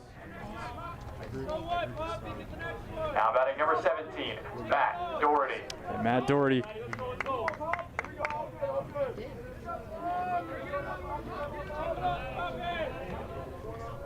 Will bat here with a runner in scoring position and 2 down. Fan to the first one, good pitch. But Lyndon does this very well. This weekend they've been very well with 2 outs. Very good with 2 outs, I should say, as even though the first 2 guys have been out, they've gotten something going the last 2 innings. Called strike 2.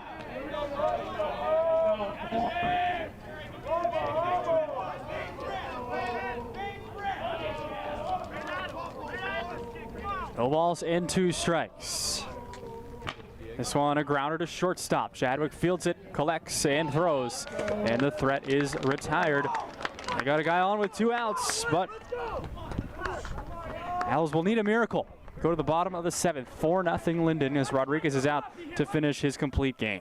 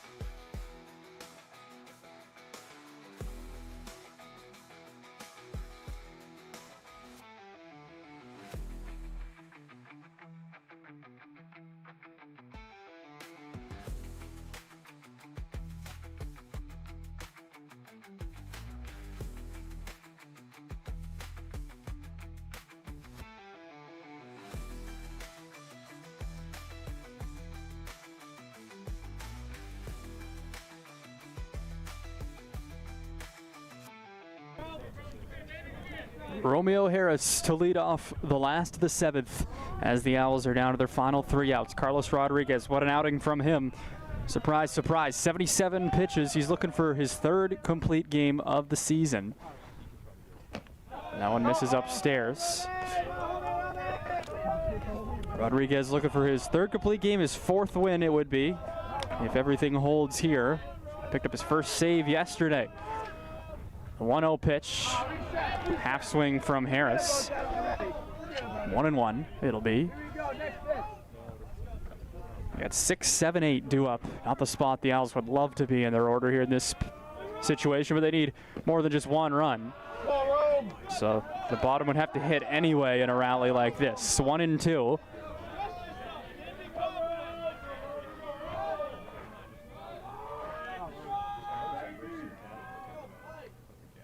A pitch, fouled out of play. 5 hits apiece for these teams today. The Owls, no runs to show for it. Clean sheet defensively for Lyndon. 3 errors for UMPI. Here's the 1-2 pitch. A grounder to shortstop. Blow picks it and fires hard to first. It kicks away, and that'll be an error as Harris is aboard. So lucky there, they got him on. Keep going, let's go! On 3. Now batting number 3. Not sure if Ryan Alt needed to stretch for that. Not sure. He might have. Throw might have been somewhat low and to his left, but Harris, the slower runner, they had time. Let's go, Kayla. Let's go, 3.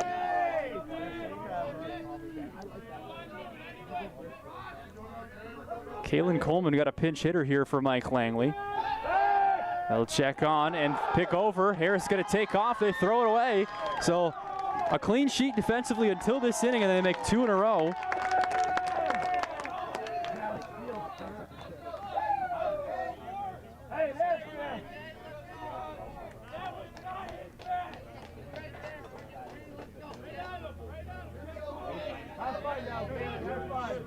So Kalen Coleman, just a handful of at-bats this year for the Owls. He's 1 for 7. 2 runs scored though. Got 3 walks. His last start, I believe, was the finale in Florida. That's a called for a strike against Bates College. He started at right field.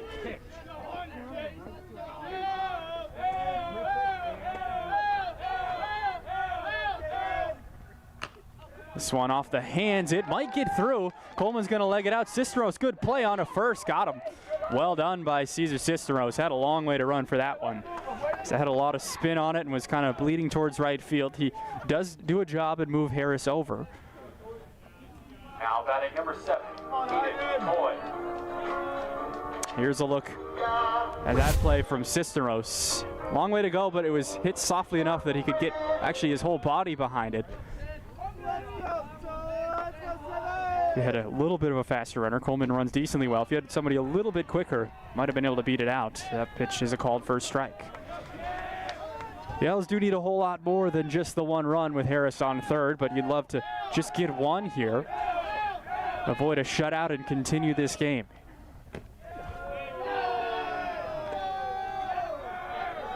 One and one is the count to Aiden Toy.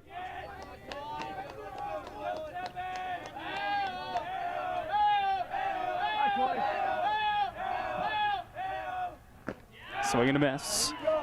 Ball and 2 strikes. Mason Long is the hitter on deck. He's 0 for 2 with a pair of Ks today. Just the 3rd time through the order for UMPI. The pitch. Swing and a miss, strike 3. He Ks him up. Now it's up to Mason Long here with 2 down. Now batting number 6, Mason Long.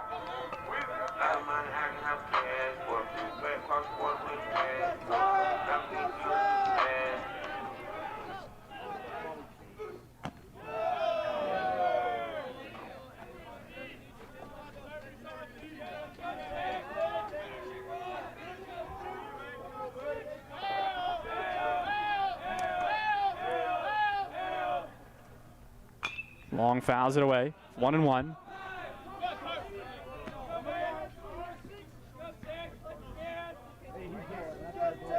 Bottom of the 7th inning, the Owls down to their final out here. A 1-1 count to Mason Long. The pitch, high and out. Romeo Harris got on an error and then advanced to second on a failed pickoff, which was an error. Got to third on a ground out from Kalen Coleman. 2 and 1. Outside.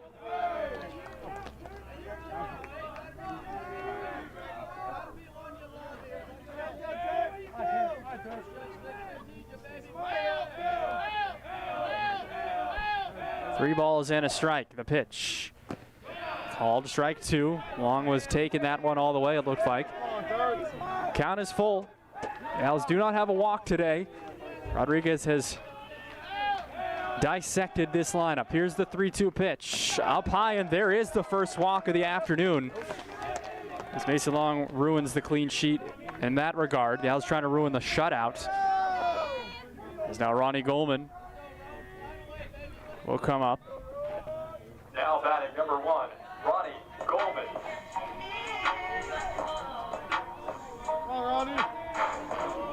94 pitches for Carlos Rodriguez. 72 of them are strikes. Very high clip. We're going to check on Long. He dives back in there safely.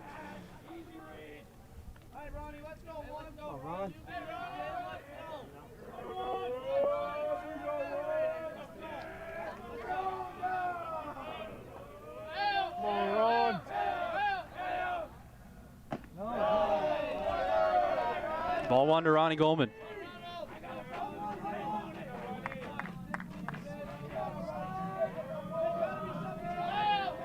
It's been a fast-moving game number 1 of this doubleheader. Here's the pitch. Goldman rips it to shortstop, but Blow is there, and he gets a glove on it, and that'll do it for game 1. Carlos Rodriguez has his complete game shutout as he is fired up, as Blow made a good read and caught the line drive up the middle.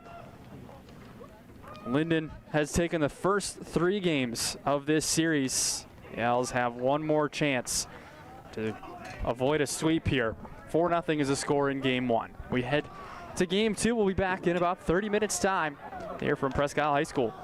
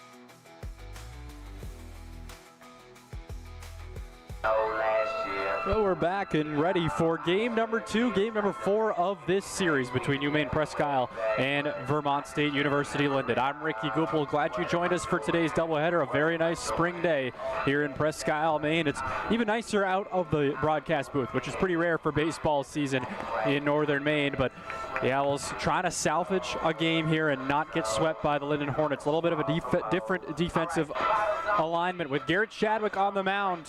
Take a look at his numbers this year. The Owls ace through 43 and 2/3 innings pitched, a 3.30 ERA, 26 strikeouts and just 8 walks, 6 complete games. That is second in all of D3. As Chadwick has been a monster this year. For UMPI on the hill. Cesar Cisneros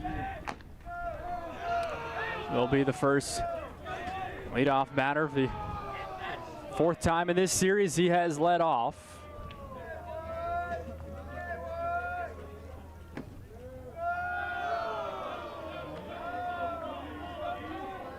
He takes the first 2 pitches. It's 2-0 to him.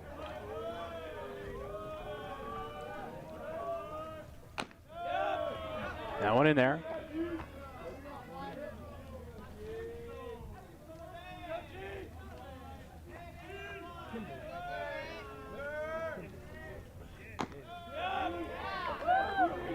Two and 2.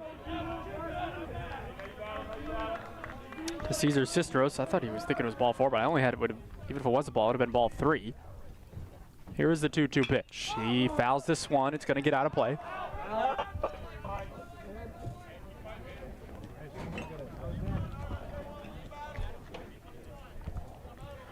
Chadwick does not walk a lot of guys. Fell behind 2-0 in this batter, but has battled back. It's 2-2. This one on the ground to first base. Diving is Maldonado. He picks it up, flips it to Chadwick. Good PFP and a good play to get the first out of this game. Chadwick fielding his position, getting over there, and a great stab by Maldonado.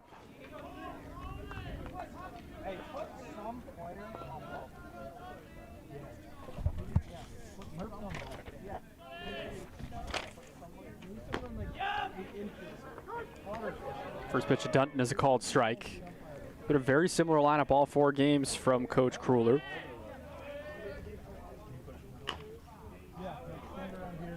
This one a chopper foul. Chadwick quickly ahead. Here's our score bug for game number 2.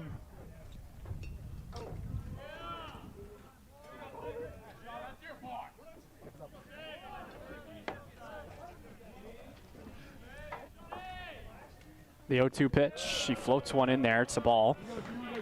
A little bit of a change up it looked like, up and out. 1-2 here to Sean Dunton.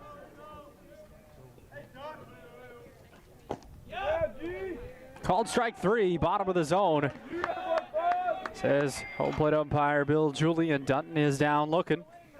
Here's a look at that pitch. Now batting number 15, Ian Tembriel. Ian Tembriel batting in the 3 spot once again, is up with 2 outs. Good spot from Chadwick there to get Dunton. This one hit over to right center field. Sammy Bay runs over and closes the gap. Well done out there by Bay. And that'll do it for the first inning. 1-2-3 go the Hornets. The Owls want to carry that momentum into the dugouts.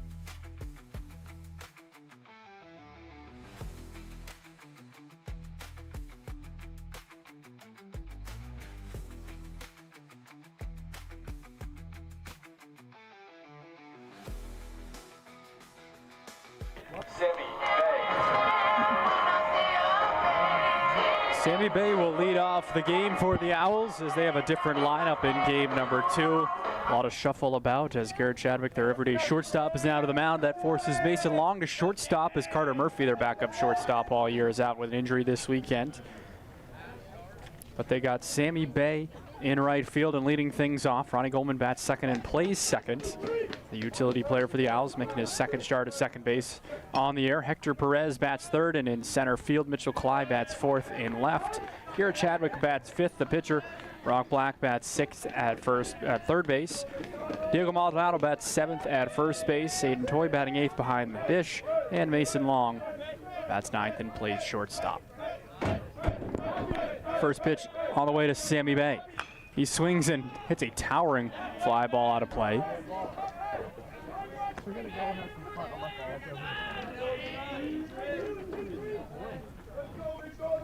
She's bringing all the goods. Special request.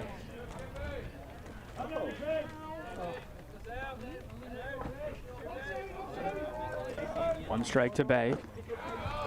And outside.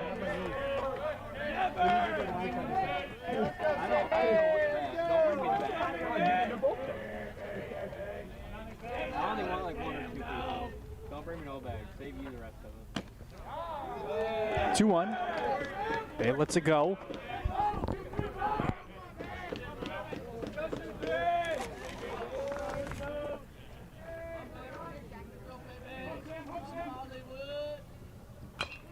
Fouls that one back and out of play. Sammy Bay, explosive speed from the top of the order for the Owls. They'll have Ronnie Goldman behind him who can really run, and then Hector Perez also.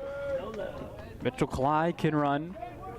Get that, then gets down to the 5 spot with Garrett Chadwick, who can also run the bases. That's a called third strike, though. The Owls just need traffic with that speed in their lineup. 1 through 5, all I would say have the green light to steal second when they get on. I'm not saying that that's the case, but they're that type of runner, an athlete that they could do that. But just not enough traffic on the bases all season long for the Owls. I'm sure they'd love to have more stolen bases as a team. They just haven't had the opportunities. That one down low, kicks away.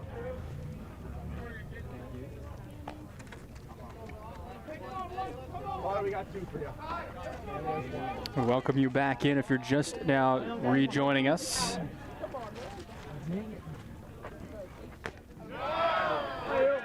I want to call it strike on the outside corner. Ronnie Goldman a little baffled by it. Normally Bill Julia is very hitter friendly.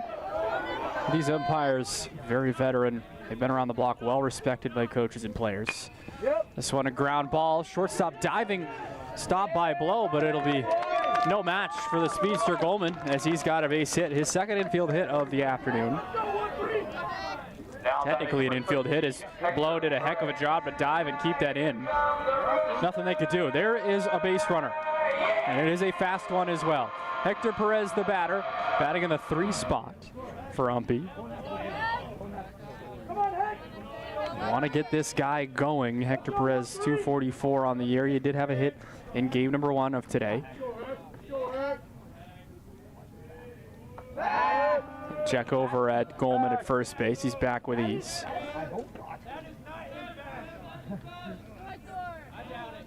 Let's go, Heck. Let's go, one day. The pitch, straight down Main Street, strike 1. Are you ready now, Pete? Come on, Heck. Come on, Heck.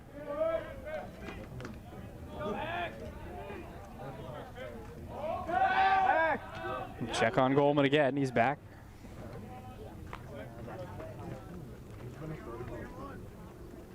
Let's go, Heck. 4-0 was the final in game 1 in favor of the Hornets. The pitch outside.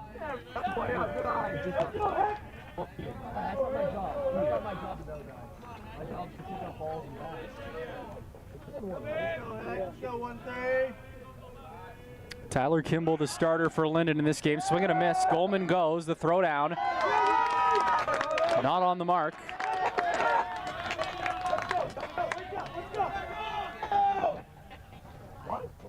Oh, they're going to send him back and call him out.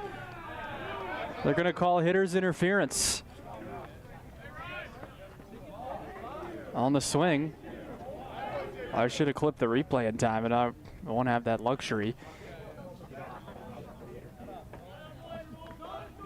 They're going to say Perez on the swing through kind of stumbled in front of the plate, I guess. I thought it was a natural motion, but I also was moving my eyes to go look at the throw, and the throw was offline.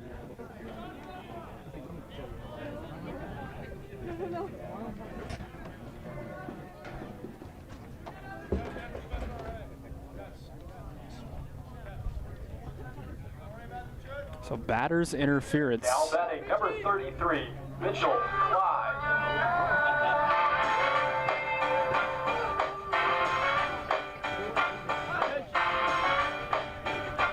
And then Goldman is returned to first base. So that's a rally killer. Would be 1 out and a runner on second. Then it's 2 outs and a runner on first for Mitchell Clyde. Step off and throw over. Tyler Kimball making just his 3rd start of the year, but 9 appearances. This is his 9th appearance. He's 2-1 with a 5.59 ERA across 29 innings pitched. There goes Goldman again. No swing this time. He's in safely. They throw it into center field, and he'll be on third base. Ball don't lie, the Owls dugout probably thinking. That pitch was a ball, I believe. So Goldman goes to third on the throwing error from the catcher, Jess Seaton. It's Matt Gagne not behind the plate for game 2. So an opportunity for the Owls to grab the lead here. The pitch outside.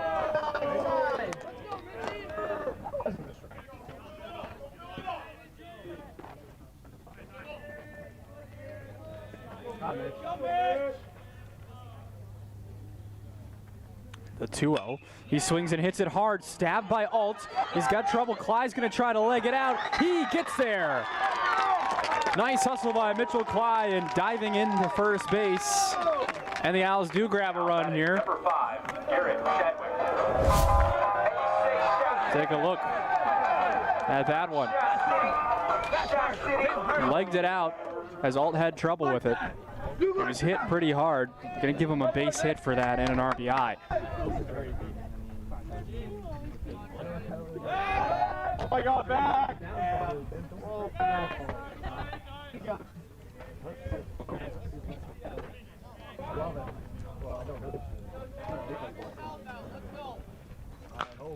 Chadwick turns and fouls this one away.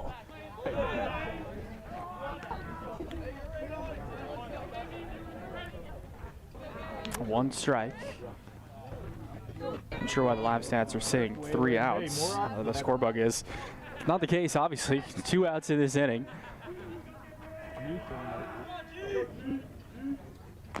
Outside.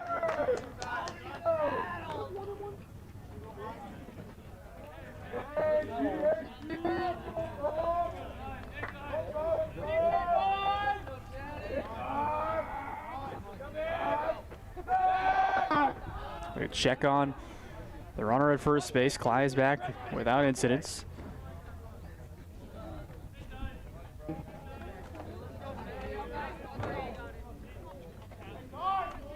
One to Garrett Chadwick. Down low. 2-1.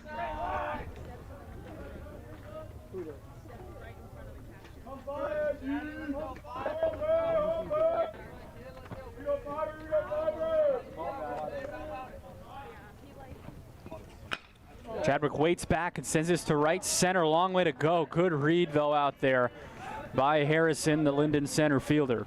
And that'll retire the side. The Owls grab one. Mitchell Clyde legs out an infield hit, and it's 1-0 Uppy after 1.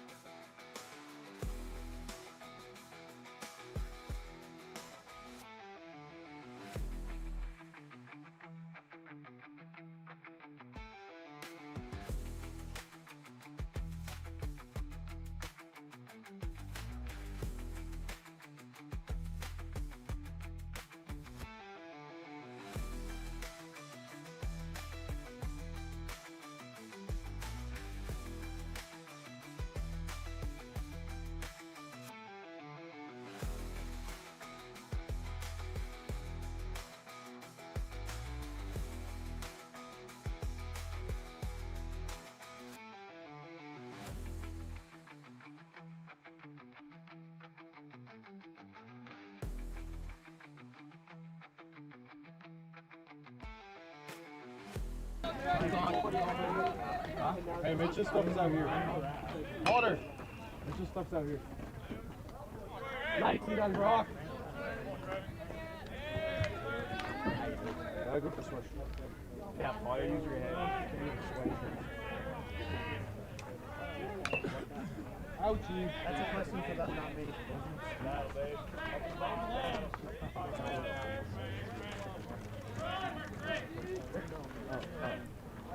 0-2 here to Trudell Blow, the leadoff hitter this inning. He fouls off. It's the third pitch he's fouled off in the at-bat.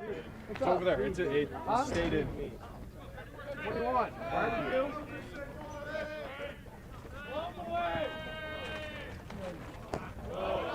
Good take there. Ball one.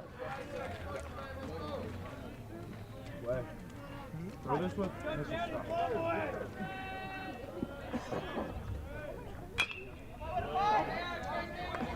Fouled away again. Blow trying to time up Chadwick. Up in the woods. I'm gonna take these bands. Hey, one. Swing and a miss. Got him on a changeup. Beautiful pitch from Chadwick. And Blow is retired. Here's a look at that chop from Garrett's. Now batting number This 17, is Matt Doherty. sequence preceding the pitch, but Matt Doherty steps in. Take a look at this. Beautiful pitch. This looks like a fastball, and then absolutely not. Called strike to Matt Doherty.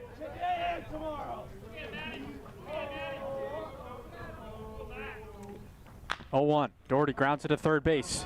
Brock Black backpedals, collects, and throws on to first for out number 2. Brock Black's done a great job this weekend at third base, despite limited experience there this year. Just having Carter Murphy out with an injury really just changes the whole dynamic of things for the Owls, infield defense-wise. But he's done a great job. Mike Langley had a good game over there earlier today at third base. A lot of chances, but no errors from it. Actually, I think he might have had one on a throwing error.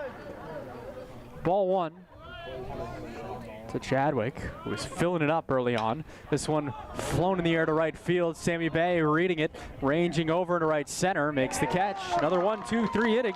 We're heading to the bottom of the second. It's 1-0 Owls. Hey, where's my stuff? Where's my stuff? That ball I hit might have been the hardest. Yeah, second inning. Literally nothing.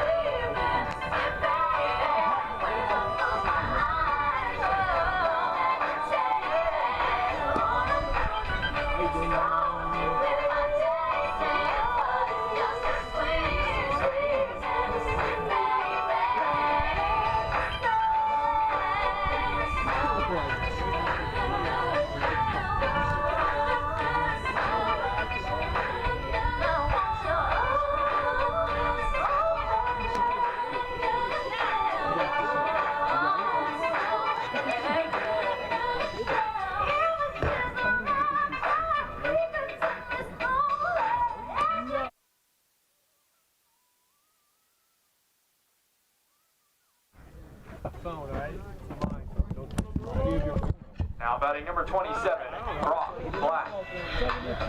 Brock Black will lead off for the Owls in the second. They grabbed one, thanks to Mitchell Clyde legging out an infield base hit in the first inning.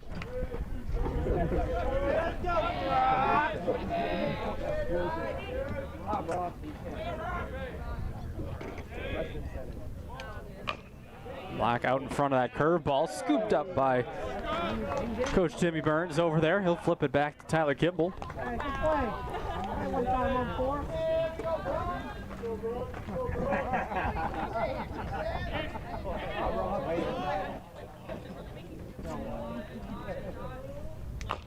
Foul away again, Black in, way in front of it.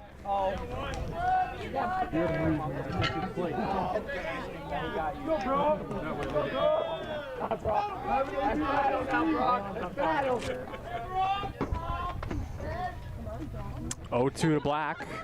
Checks his swing. Did he go? No, he did not, says Troy Layer, as Will Julie sent it down to check. See if we can see that check swing before Kimball delivers. We won't. It's down low. Try it again. Maybe.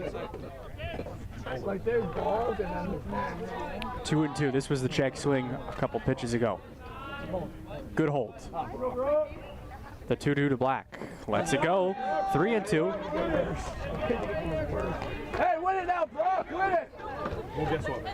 It can. Full count to Black, the leadoff batter for the Owls. He got it in the dirt again, as after being down 0-2, Brock Black works a walk, and it's Diego Maldonado's turn. Now batting number 4, Diego Maldonado.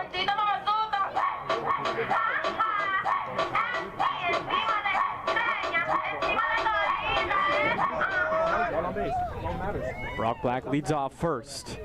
The pitch from Kimball, another left-hander. This one kicks away, but Black will stay put.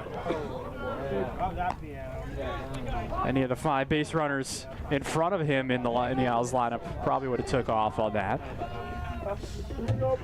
Jess Seaton, the backstop in this game for Lyndon. 1-0 to Diego.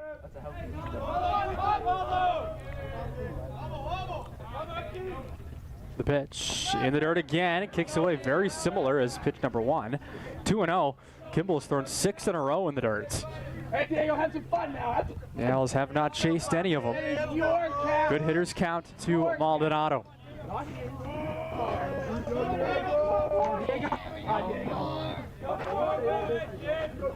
I gotta be a little more Kimball takes a look at Black twice. Now he'll pick off. He'll throw over there, back easily. Not a big lead by Brock Black. Yeah, no, I did. It looked like he came back. Here is the 2-0. Maldonado swings hard at it. Strike number 1. Hey, smile and grip up there. Smile and grip. I love it though. Swing harder next time.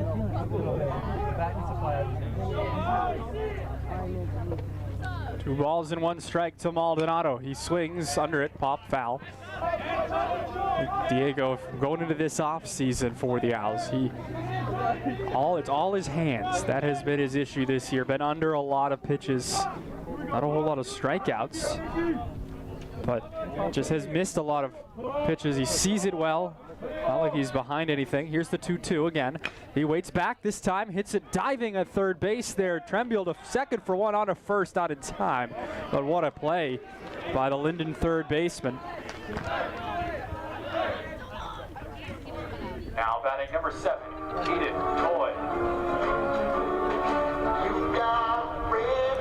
Here's a look at that diving play by Tembrell over there.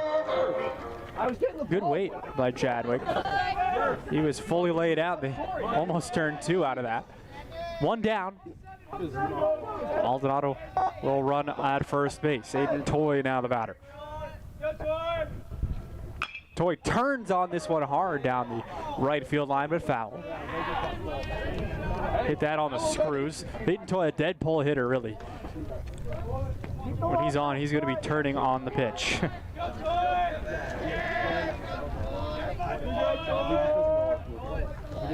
1 strike. They'll check on Maldonado. He dives back in there safely.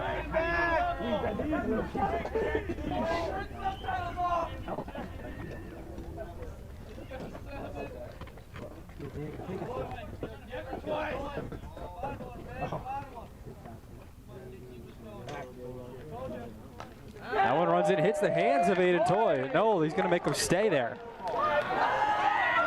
Is it a foul ball or is it just a ball? The Owls dugout doesn't like it. Here's another look.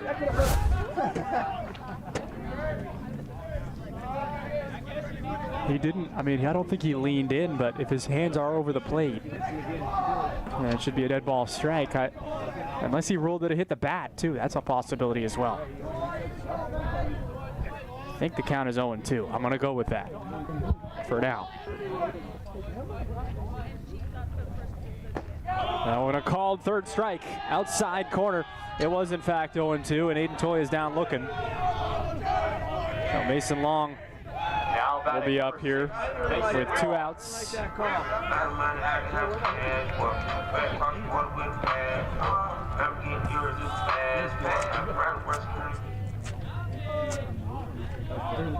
on, Turf! We go, Turf! Go, Turf! No, never! Did he say you didn't? No, he said he didn't hit me and it hit the bat. Crying and stuff. Can you not ask the field umpire for help on that? I don't know. Like, next time just fucking cry. Yeah, like, just really sell it. 1 ball here to Mason Long. The pitch, swing and a miss. On Turf! On Turf!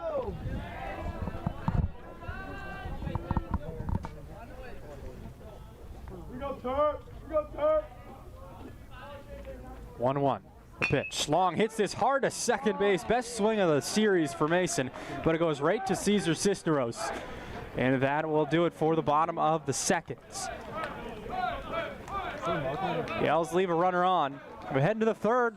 1-0 UMPI.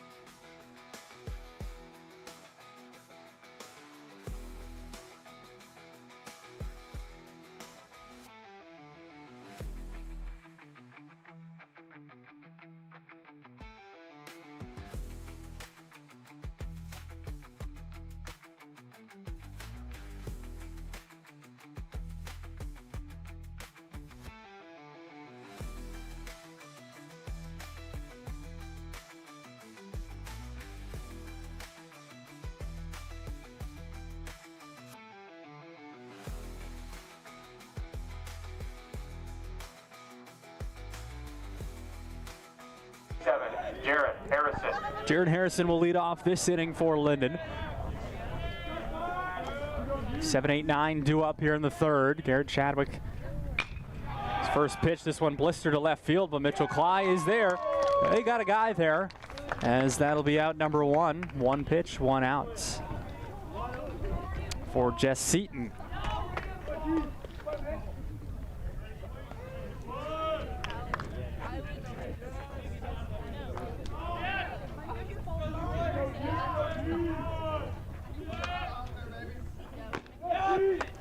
Strike 1. Chadwick, 21 pitches and 16 strikes so far in his outing. This one on the ground to second base. Goldman plays it on a hop, on to first. 3 pitches and 2 outs in this top of the third.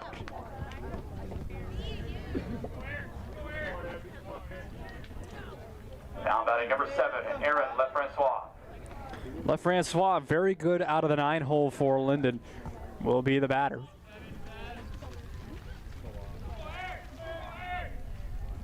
He's hitting .306 on the year. Takes the first strike. Lyndon has 3 lefties in a row from the bottom of the order rolling to the top. Cisneros and Dutton, the 1 and 2, also lefties. They're on deck and in the hole respectively. Fouled off, and it's 0-2.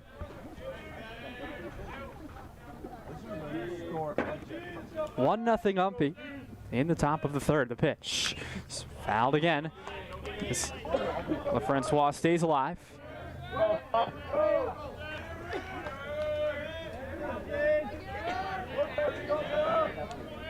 No balls, 2 strikes. The pitch, fouled again. This one way out of play down the hill towards softball field. Got plenty more home games in the future, weather permitting here over the next week. 2 against Fort Kent on Wednesday, and then 4 against Husson on Saturday, Sunday. Here's the pitch, fouled again. But if every home game were to get in, I'll knock on wood, then it would be the most home games that UMPI has ever hosted. The NAC season, 10. They hosted 8 2 years ago. 2024, Lyndon for 4 and Husson for 4. This one grounded over to second base. Goldman charges, fields it on a first. A third consecutive 3-up, 3-down inning for the Owls. They will come to bat and try to get some more runs on the scoreboard, leading 1-0 to the bottom of the third.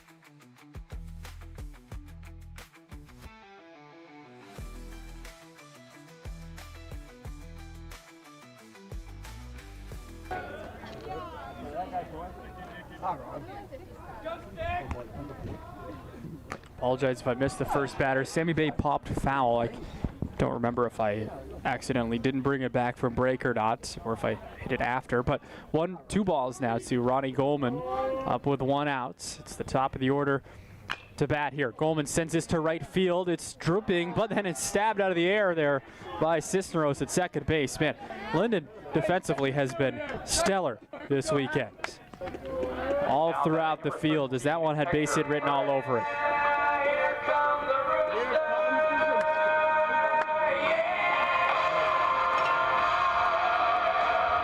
It's Hector Perez.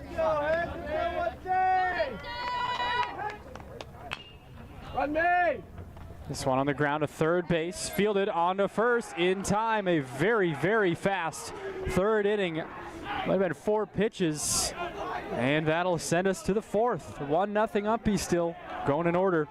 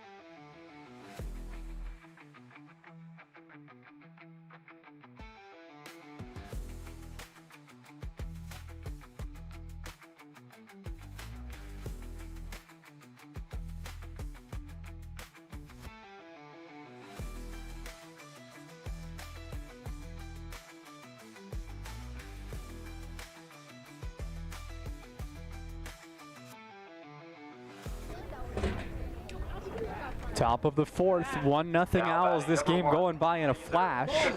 Started maybe about 2:20, I would say, 37 minutes into it. 3 innings in the books already. Here's the first pitch to Cisneros. He showed bunt and then pulls back. It's his high for ball 1.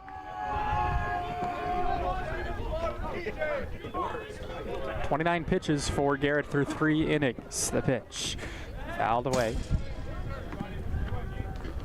On deck batter Sean Dutton, making back-to-back trips to the middle of the backstop. Stuff a couple of those in his pockets or leave them on the ground. It's always an umpire discretion as that one is in the dirt for ball 2. Some umpires will make you pick those up and put them in your pocket when you're on deck, and you hate it because then you got to dig them out, and then your pocket comes undone, and everything's just way more inconvenient that way. Strike 2. I like it when the umps are chill with letting it stay on the ground. 2-2. Foul away again. That'll be the 3rd one to Dutton's collection over there.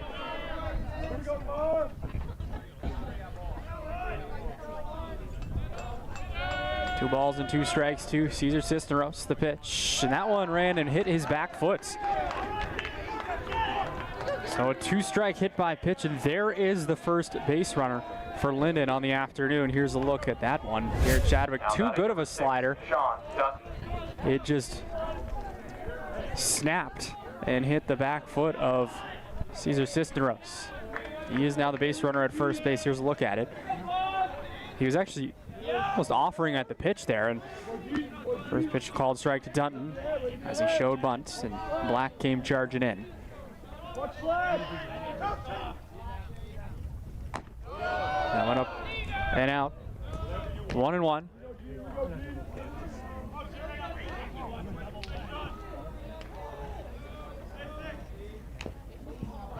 This one fouled back.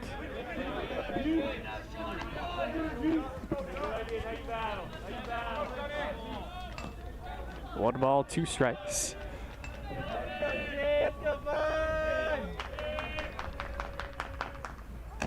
Upstairs for ball 2. Cisneros the runner at first base. That one called strike 3, outside corner. Beautiful spot from Garrett Chadwick. And Dutton is down looking. If memory serves me correctly, that's how he went down in the first inning in his first at-bats. Yeah, that is correct. He struck out looking both times. Beautiful spot on the outside corner, though, by Garrett Chadwick there. Now batting number 15, Keon Tembriel. Tembriel is the batter here with 1 down in the inning. Fouled back.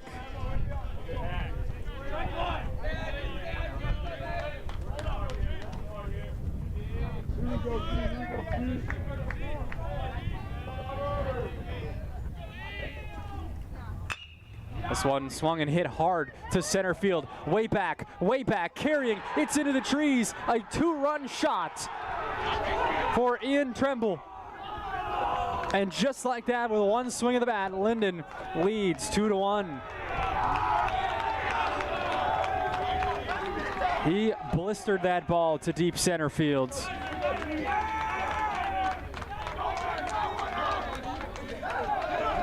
And it's 2 RBIs for him. Big swing by Tremble. That is his first bomb of the year. Now batting number 36, Trudell. We'll show that replay when we get a moment, but 1 out in the inning.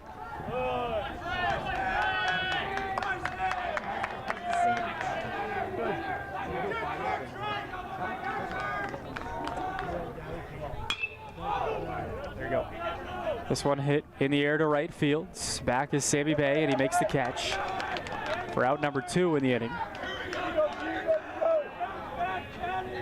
Gonna put Garrett Chadwick on milestone watch in this one. It was 8 strikeouts away to 100 career strikeouts. He's at 3 so far. Strike 1 to Doherty. But 2-1 Johnson, Lyndon, excuse me, their first hit of this game. Garrett was perfect through 3 innings and then hit a guy with 2 strikes. He hit Cisneros for their first base runner, then 2 batters later, a home run. This one off the end of the bat, a long way to go for Long. He fields it onto first. Nice play by Mason Long to get Doherty out. We head to the bottom of the 4th. Lyndon grabs 2. Actually, let's show. Oh, I might have I overwrote the home run. I apologize. You can go back on the feed and see it again if you need, but this is a good play by Mason Long. Limited time at shortstop this year. I think he appeared there once in the UMA series, but other than that, he's been at second base. That's where he's parked it. That's where his office has been all year long, but it makes a good play there, ranging out of the office to get the 3rd out. We're at the bottom of the 4th, 2-1 Lyndon now.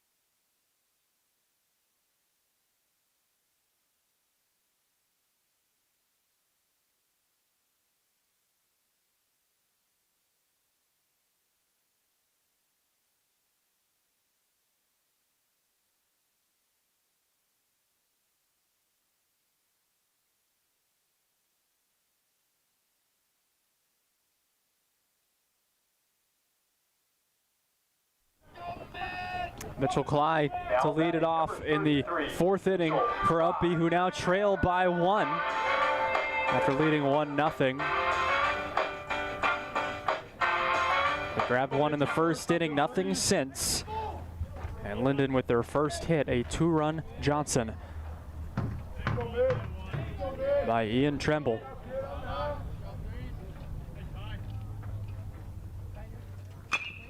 Cly swings at this first one. It's high in the air, a long way to go, but Harrison is there to make the catch. Al's getting under a lot of pitches here.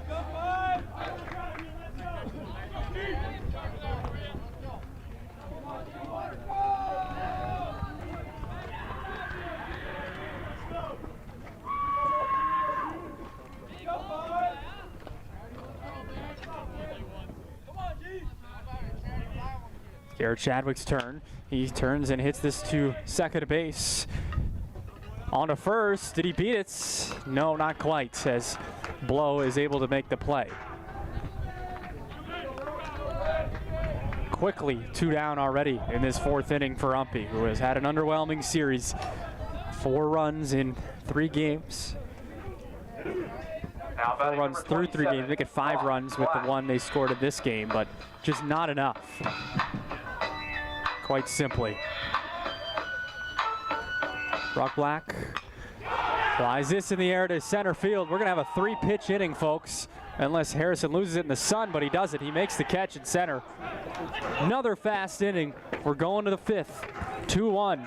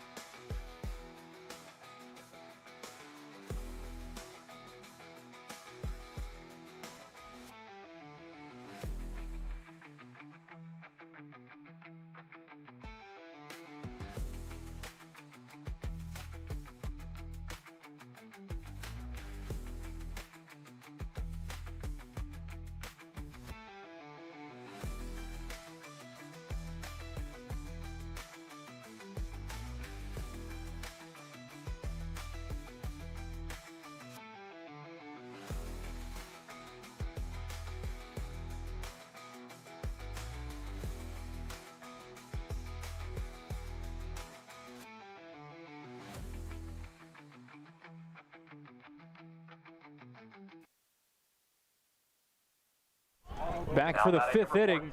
Ryan Alt.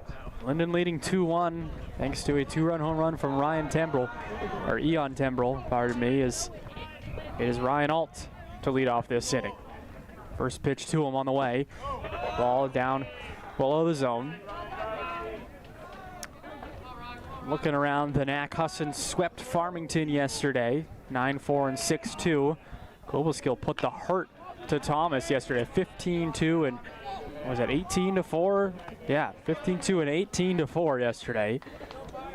Right now, Cobleskill is up 4-3 on the Terriers in the bottom of the fourth. I don't know if that's game 1 or game 2. I'm assuming game 2.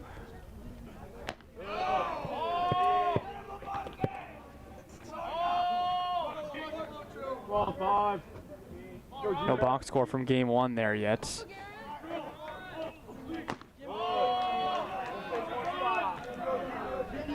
Three and 1 here to Ryan Alt. Looks like Thomas actually took game 1 from Cobleskill. So they actually have a chance to split here with game 2 being a close one.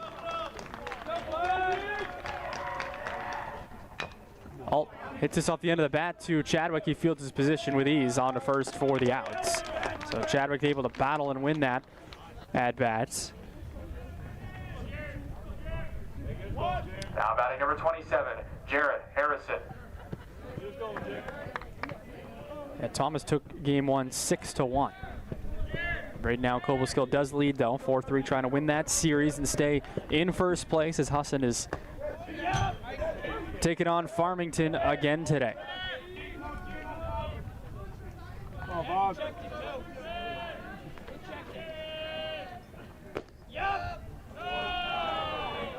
Ball and a strike here to Jared Harrison.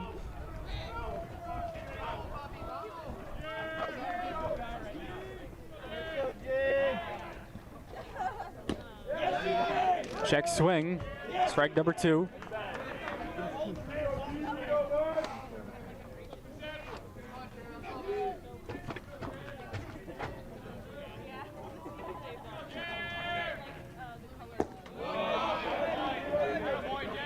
Yeah, game 1 in Bangor went Husson's way. They won that one 6-2 as well. So they won, yesterday they won 10-4 and 9-4. Today they won the first game 6-2. So they've won 3 of 4 with game 4 coming up. It's senior day at Husson. Cobleskill now up 7-3 on Thomas. That must have happened in a hurry. Strike 3 called. And Harrison is away. Now batting number 21, Jess Seaton.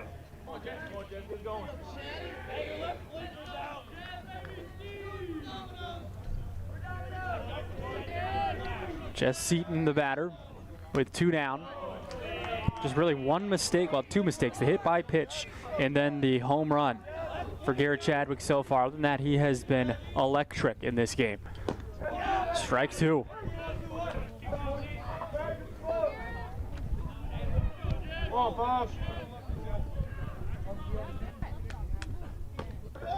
Outside.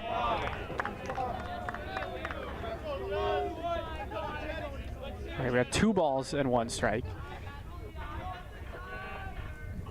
That one up high, 3-1. I had 1-2 myself, but I guess it was 2-1. Now it's 3-1. To Jess Seaton. The pitch. He hits this to shortstop.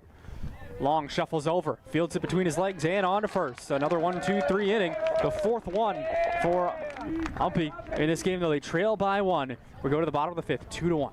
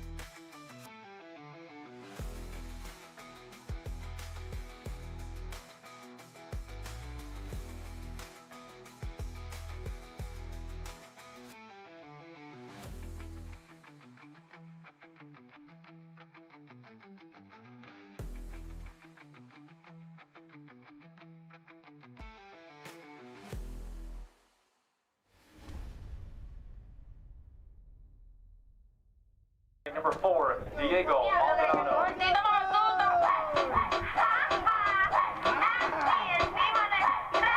Diego Maldonado will lead off this inning for the Owls in a 2-1 ball game with Lyndon on top. Get a quick time here for Jess Seaton to fix his pitch comm thing. One-way communication device.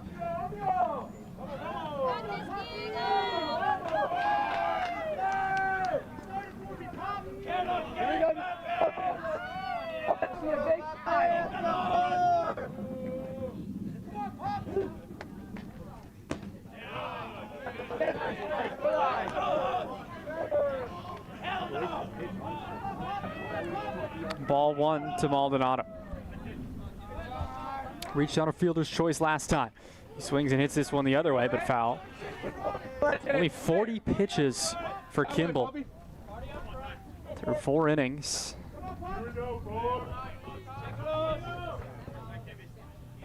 Jared Chadwick has a low pitch count as well. I can't recall what he was at. Somewhere around there, maybe a little higher.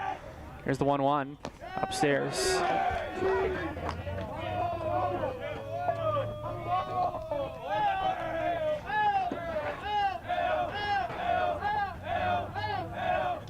Two and 1. Outside. 3 balls, 1 strike to Diego Maldonado. Aiden Toy, the hitter, on deck.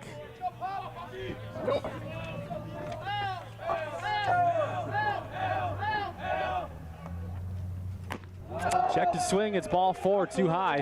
And Diego is awarded with a leadoff walk. Aiden Toy will step in. This is where you wonder, is the sacrifice in play here?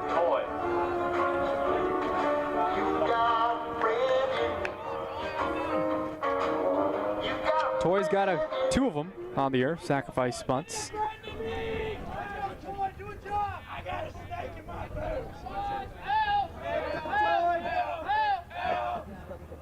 I'm going to check on Maldonado. He was leaning, but he's back safely.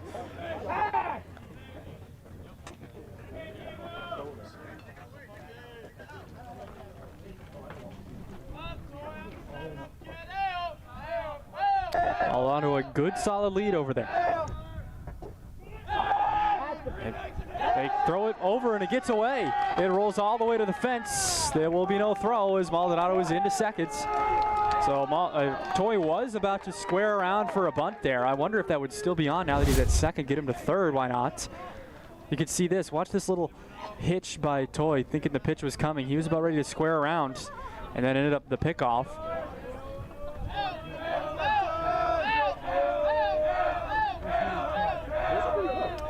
Still no count here to Aiden Toy. The runner on second, the pitch.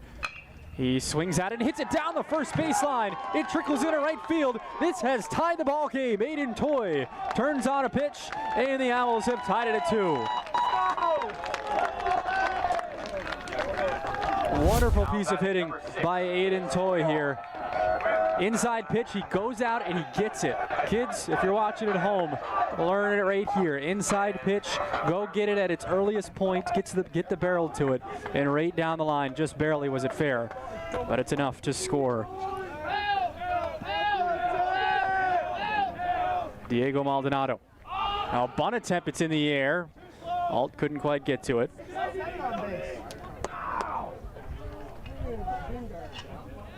Come on, third.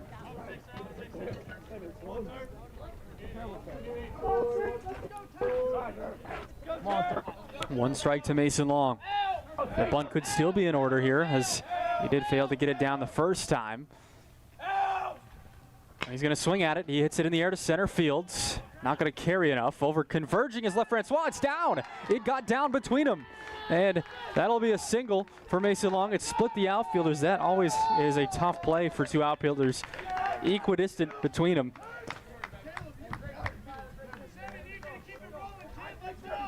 So then Toy moves up to second base, 90 feet. Here's a look at that. The guys in left center converging. See, they're both full speed, and then left Francois kind of slowed up as he could probably feel Harrison coming. But here's a mound visit by Coach Curler. Sammy Bay will be the hitter here. First and second, nobody out. Another guy that is a danger to bunt. You got to keep playing. I mean, why not? Keep trying it. Still no outs in the inning. Push the envelope. Get these guys to second and third. We'll see what Coach Tim Burns wants to do. That's why he's paid the big bucks and not me to make decisions like that in game. I fell into a ring of fire. Mr. Bill Julie's going to go get Coach Curler here and break up the visits, but Curler hasn't used too many of them this series, hasn't had to. His pitching has been stellar this series. As they'll break it up and head back to their positions. Sammy Bay will be the batter.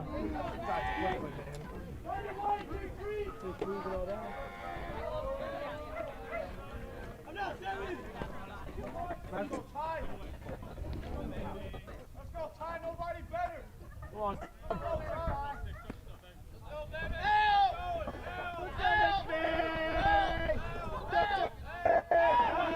Kimball turns and picks off to second. Safe. Very close at second base. Coach Curler's going to argue. As Toy slid back in there, he's going to need an explanation. We'll try to listen in if we can. You need a better move, Sticks.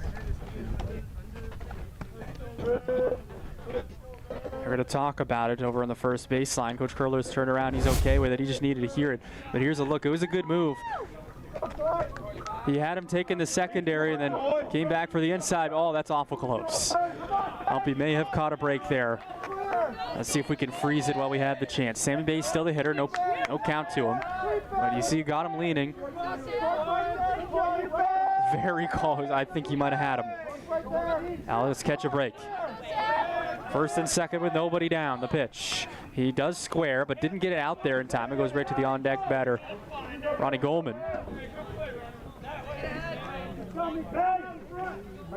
One strike to Bay.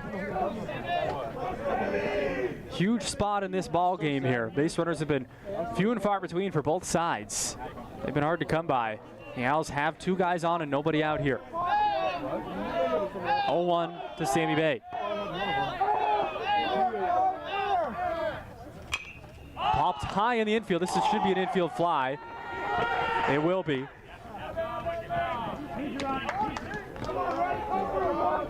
The runners will stay where they are, so an unproductive out there. One down for Ronnie Goldman.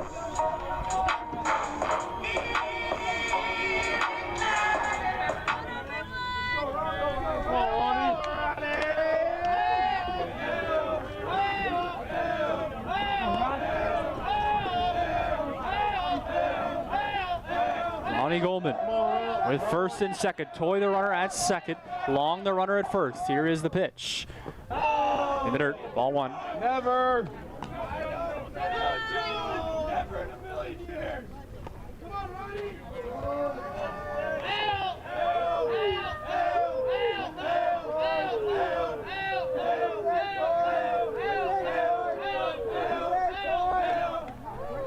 Check on the runner again. This time Toy's ready for the move. We'll say that move is very close to being a balk, because when you do that inside move, you do have to clear the back of the rubber. You have to at least step towards second, and he's very close to just stepping kind of in a neutral spot over towards first. When you do the inside move, the spaghetti move they call it, you got to step towards second by rule, which I do. We do have a terrible angle from here, but it looks to be borderline. That one a called strike.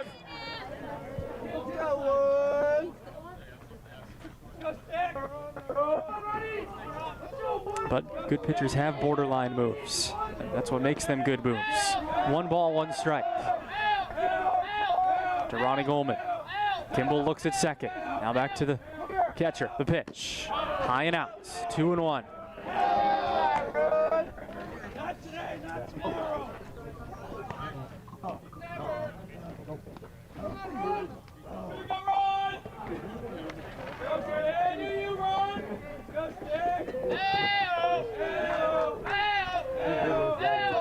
Two balls, 1 strike. Toy with a good lead at second. Here's the pitch. Ball low and away. 3-1, a hitter's count to Goldman. Smart, one smart. Tyler Kimball laboring in this inning for the first time today. He's had probably 10 pitches to 2 innings prior to this. The Owls have made him work for it. The 2-1 pitch, or the 3-1 pitch. In the dirt, ball 4, Goldman's on, and they're all loaded. For Hector Perez. Now batting number 13, Hector Perez. Huge spot in this baseball game. Pressure is really on UMPI right now, though, still. They have not been able to get the timely hits that they've needed in this series, but here's a perfect opportunity for Hector Perez to end that. The first pitch. Upstairs, ball 1. Come on, Heck.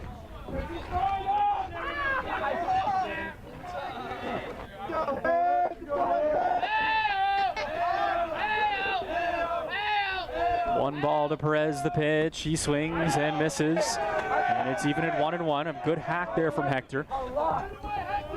But Toy is on third. Long on second and Goldman on first. The corners are pinched in. The infield, middle infield still back for the double play ball, which is a tough ask with a runner like Perez. Here's the 1-1. Grooved in there, strike 2. And this is where I've been saying this all season long in the games I've called for UMPI. You have to have a ball in play here.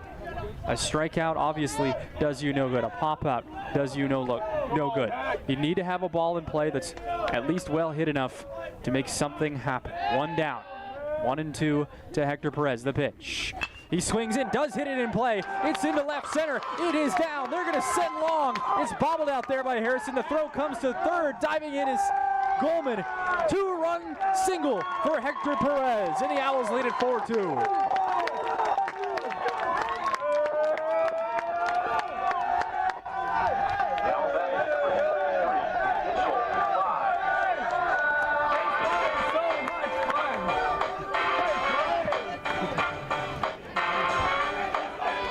That is the hit that has been eluding UMPI all weekend long.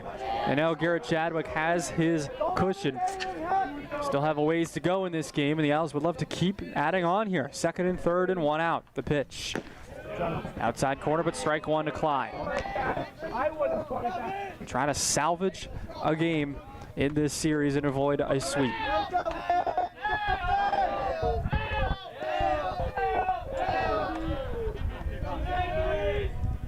0-1. In there.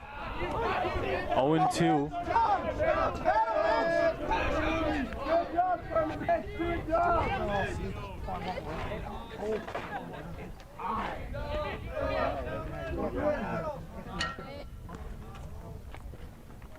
Up high. 1-2 to Mitchell Cly. Another opportunity here. A ball in play.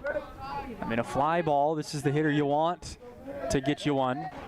They got the infield in, though, all around. Second baseman playing the cut of the grass. That's Cisneros. Shortstop Blow is on the cut of the grass, along with the corners. Here is a 1-2 pitch on the way. Inside, 2-2.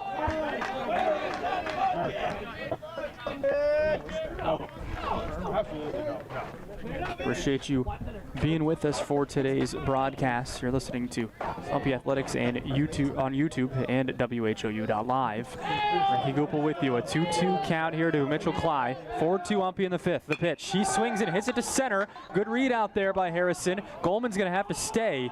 The throw comes in, and you thought a fly ball would do it, but Harrison was quite shallow. The perfect positioning Now batting number 5 to get to that ball. And you say Shot City, coming home again. So how out I? Good swing. You were out. You were out.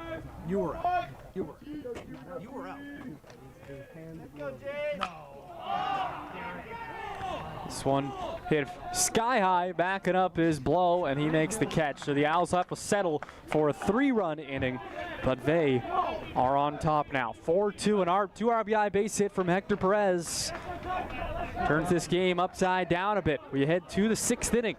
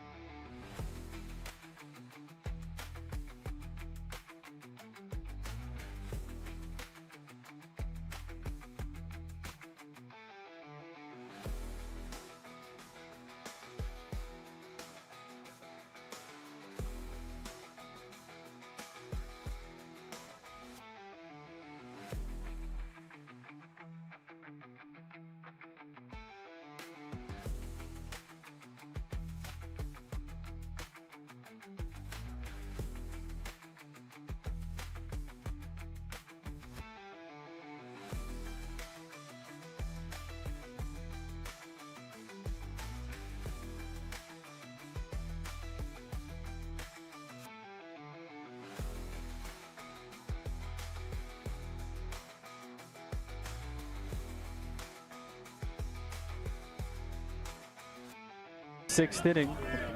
Top of the sixth inning here, 4-2 Owls with a big fifth inning, a 3-run inning. And they do have the lead here for Garrett Chadwick, who has been stellar. Just one mistake, one hit in this game, a 2-run home run back in the fourth. Pitch on the ground to shortstop. Easy play for Mason Long, on to first, in time. One up, one pitch, one down. That's back to the top of the order though. Cesar Cisneros, the hitter.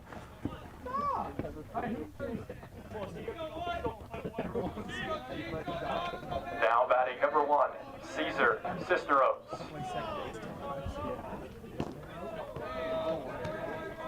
Pitch misses low. Squibs away from Aiden Toy, who's got both ends of today's doubleheader. Starting to swing the bat well too for UMPI, which the Owls have to be ecstatic about. One grounded foul.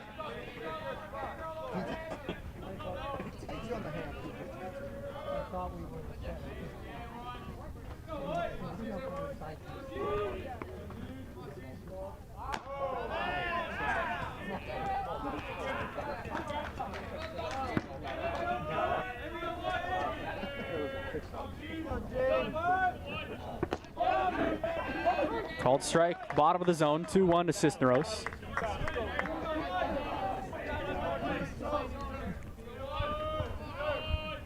The pitch, a curve ball, but it breaks right into the barrel, but on the ground, second base. Goldman flips it to Maldonado. 2 up, 2 down.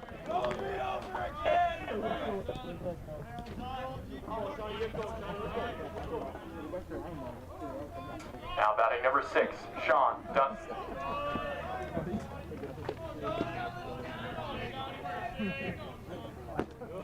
Grooves one, but it misses downstairs.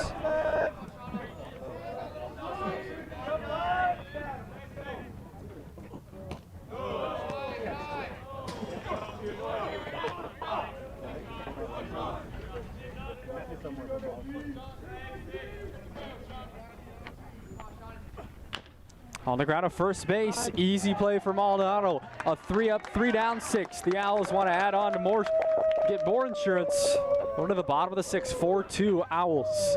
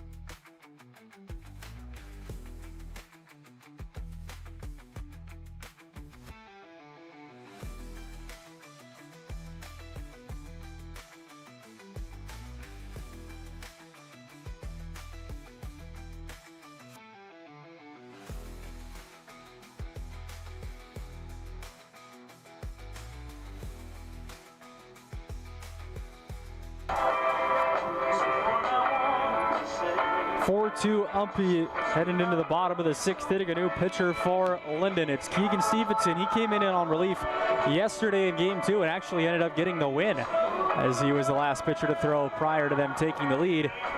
But Keegan Stevenson on the year. This is appearance number 11. 1 start, 14 and 2 innings pitched. 14.2 innings pitched.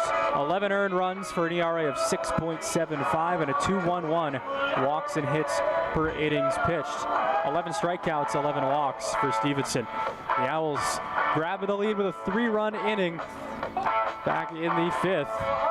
They would love to just continue to tack on, as Tyler Kimball's day will be done. The starter for Lyndon is on the hook for the loss today, should things hold up.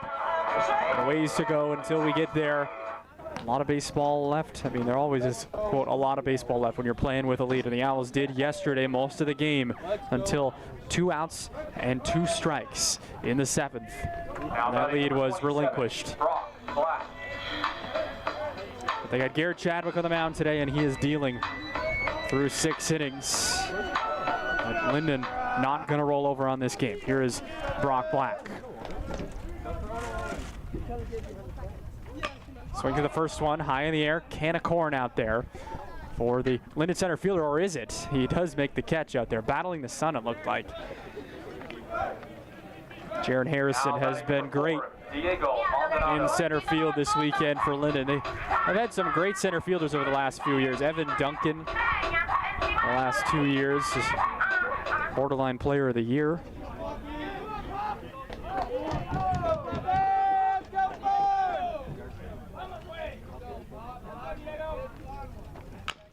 This one a rollover job, first base line, but it's foul. Maldonado, the hitter.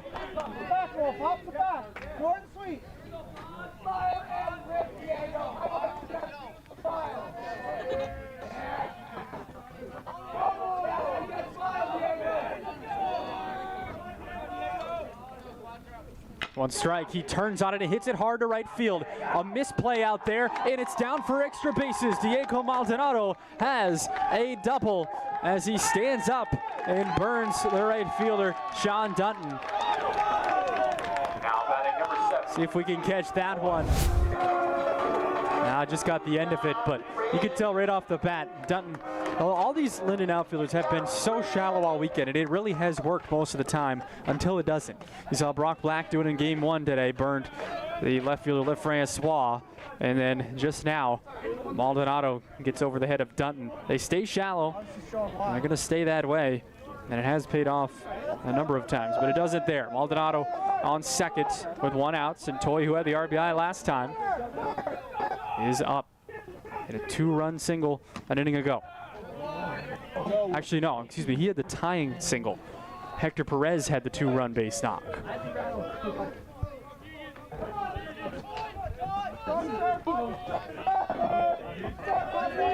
One and out to Aiden Toy. They've got Blow, the shortstop there, coming from behind, but then he hops right back out. Up the middle, it's gloved, but it's on the ground, and they'll throw it and get him out at first base. Good play by Stevenson. Here's a look at that one. He picked it up quickly. Good job by the umpires, letting everybody know that that was not a catch. That's tough for a base runner to see. 2 outs, a runner on second, Mason Long, the hitter. He did have a base hit last time. It was an odd one in the gap in left center. That was the first pitch out of play.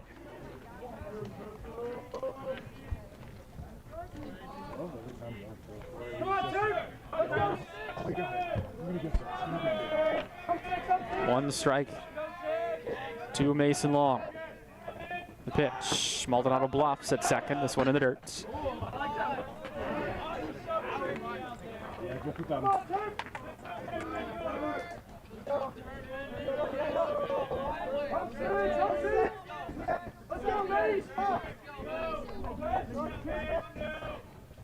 The ball and a strike, the pitch, fouled away. Oh, 6.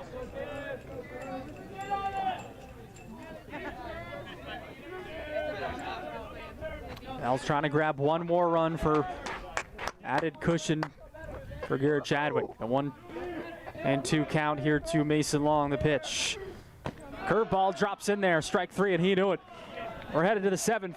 4-2 is your score. The Owls trying to close this thing out and salvage a game in this 4-game series.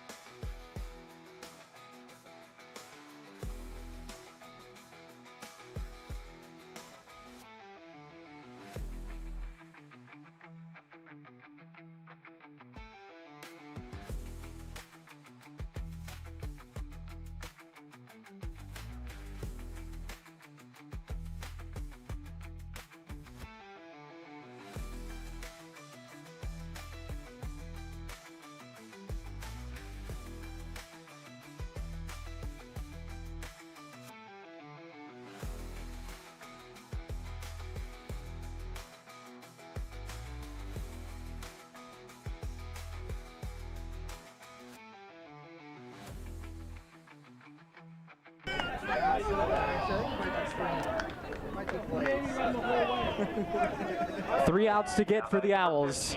Leon Tembrel, who had the ding-dong last time he was up, will step into the box here.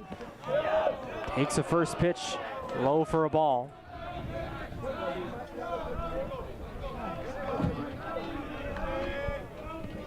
Fast-moving game 2 of this doubleheader. Outside corner, strike 1. The Owls outfield is more or less straight up here, regular depth. 1-1 pitch. Misses for high for a ball.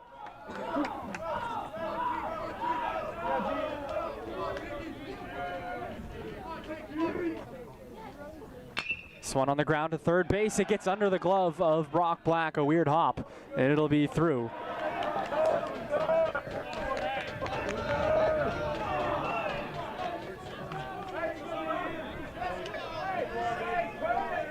Here's a look at that one. Trudell Blow is the hitter. Tembrel the runner at first. First pitch to Blow is a strike, but here's a look at the hit before. Kind of see the hop it takes. Just skipping under the glove of Brock Black. This one on the ground again. Black fields it onto second for 1. He can redeem himself to first. No, he's safe. So fielder's choice.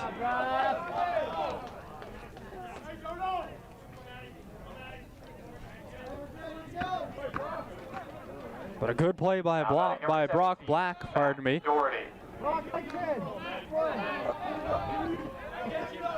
Almost turning it and going around the horn.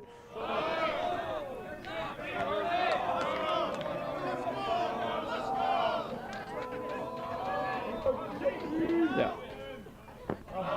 Matt Doherty, the hitter who was clutch yesterday with a 2 RBI base hit in the final inning.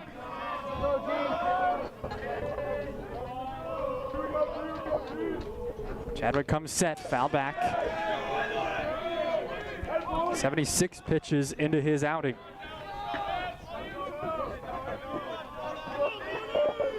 A ball and a strike here. Trudell Blow, the runner at first. The pitch, fouled. 1-2.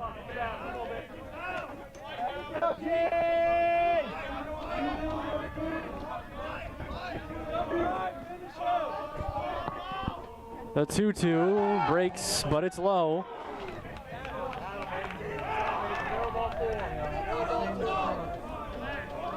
Three balls and 2 strikes. Blow has not threatened to steal yet. This one back at Chadwick. He fields it. We'll have to recover and just go to first. Wisely so. The Owls dugout let him know. Go 1 with that thing. Don't try to be the hero.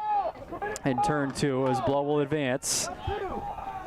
Had he caught it cleanly, might have had a chance, but a lot of moving parts on a double play ball back to the pitcher because the shortstop's got to get there. You got to trust that he's going to get there and throw it to the bag.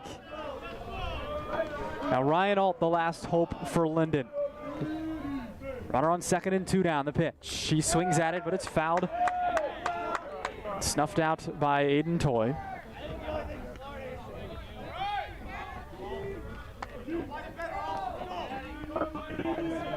I know what he does.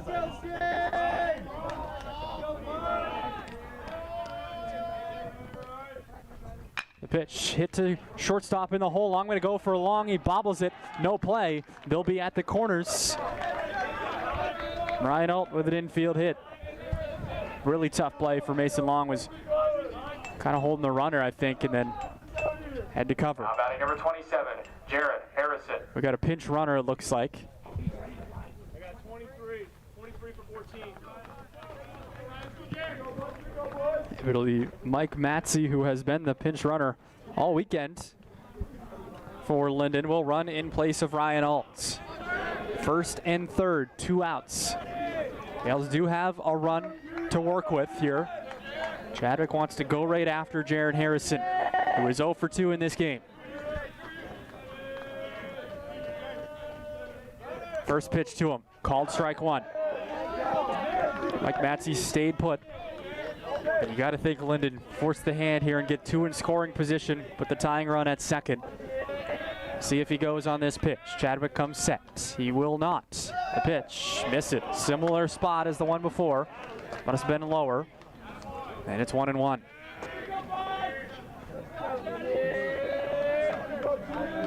Plenty of tight game. Well, the second tight game this weekend down to the wire. The pitch swung on and fouled.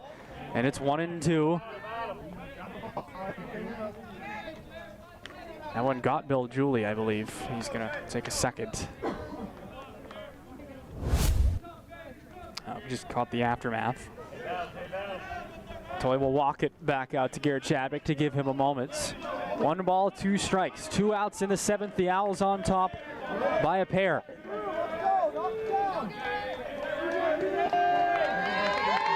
The 1-2, runner goes, swung on and hit to center field. Perez was 1 step in. He's backing up. It's over his head. It goes all the way to the wall. Lyndon is going to tie it up with down to their final strike for the 2nd straight day. A line drive over the center fielder's head. Perez had a misread out there. It looked to be. He was a step or 2 in.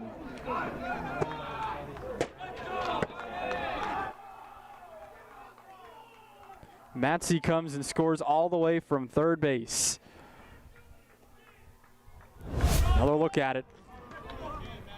So you got Perez got a little twisted around and running on contact, of course. They're going to score.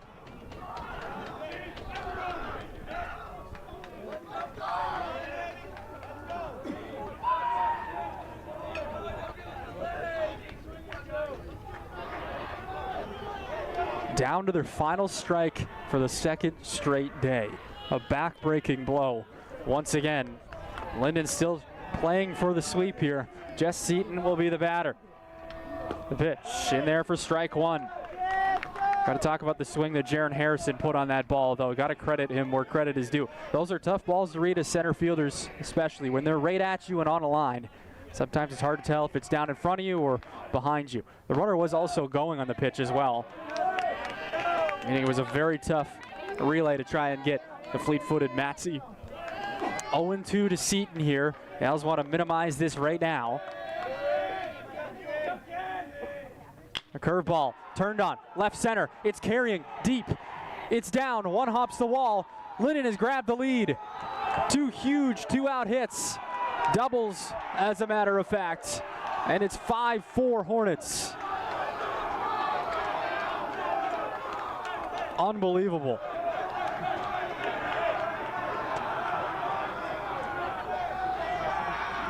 The Owls did have to score 1 to win anyway after the first 2-out hit. Now they got to score 1 to extend the game.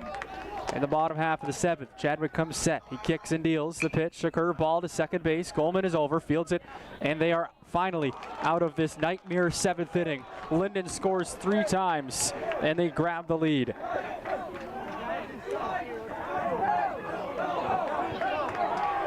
Who would have thought we'd be in this spot going into the bottom of the 7th? As Keegan Stevenson trying to steal another win on the mound. He did the same thing yesterday.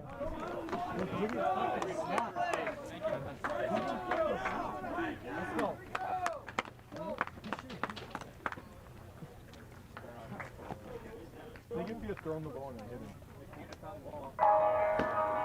Hey, this what they've been waiting for.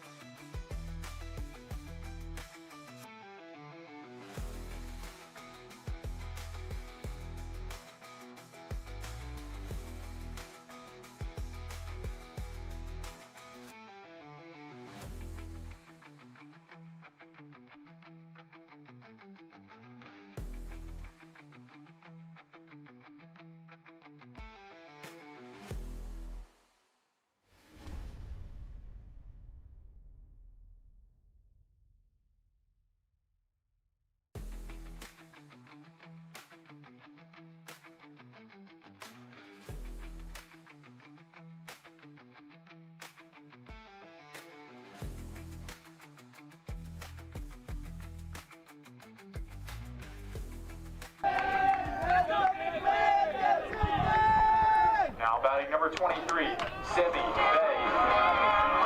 Top of the order for the Owls. 5-4 now, Lyndon with the lead. Sammy Bay will be the hitter. Keegan Stevenson, the pitcher, will try to steal a second win on this weekend. Who would have thought he would be in that spot? Yesterday he came in to hold the Owls at 3 runs before his team rallied for 4 in the next half. Today trying to repeat a similar theme. Swing and a miss for strike 1 to Bay. 1-1.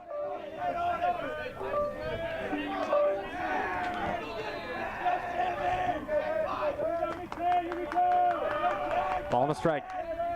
The pitch. And misses inside. No way. Come on, Sam. The Owls trying to manifest some energy in their dugout and come up with some late game heroics of their own. 2 balls, 1 strike to Bay. The pitch. He lets it go. That one called a strike. The pitch before seemed to be closer. And perhaps a makeup call. 2-2. Those happen. 1, 2, 3. Speaking as an umpire myself, those do happen. It's 2-2.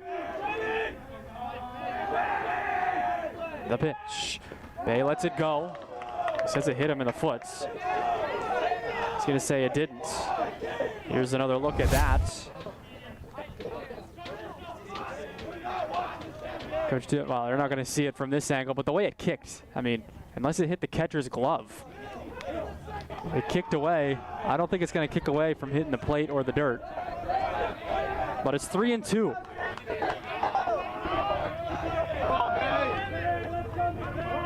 Full count to Sammy Bay. Stevenson waiting. Now we'll go. The pitch. Swung on and hit in the air to center field. Harrison breaks and reads it and slides. He didn't make the catch. Lost it at the end. So it's a single for Sammy Bay. Ball don't lie, says UMPI.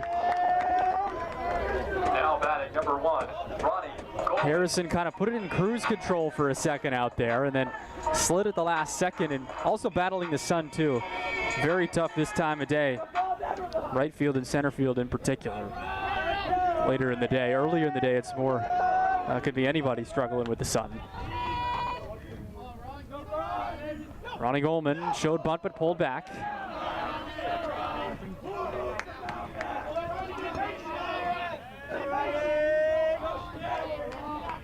One and 0. Bay, the runner you want on base here. Okay, kid can fly. Lyndon must know that he is going. He does not, though. Goldman does get the bunt down. A good one up the first baseline. Stevenson fields in, throws to first, so they get the outs. Goldman does his job. Now batting number 13, Hector Perez.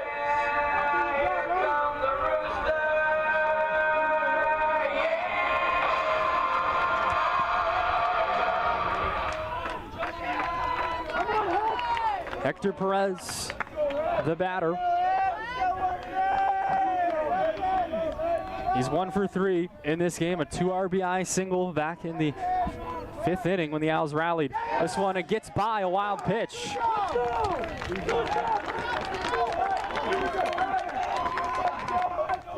So now the runner is at third, and that changes absolutely everything. Lyndon's going to bring the infield in, of course, but now a fly ball should do the job. The best runner the Owls could hope for to be on the bases, their fastest guy. He can apply a lot of pressure here. 1 ball. The pitch. In there. Perez does turn on it. This should do it. Backing up his left Francois. He's caught it, but the Owls have tied it up on a sac fly.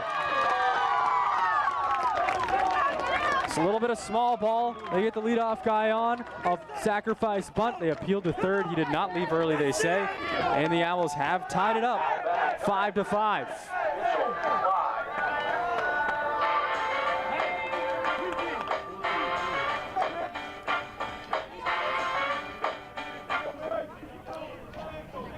Now it's Mitchell Cly with 1 down to try and start things up again. Actually 2 down. This one on the ground to second base. It's fielded by Ciceros on to first, and that'll retire the side. The Owls do their job, though. They've extended this ball game. We're going to extra innings, 5-5 into the 8th.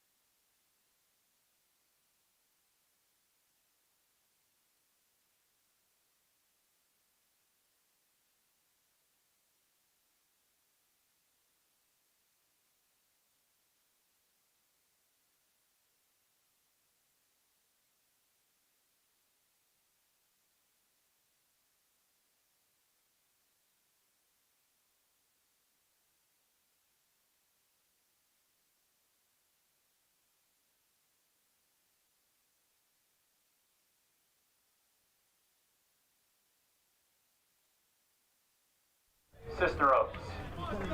Top of the Lyndon's order here, due up at the top of the 8th inning. We're in extras.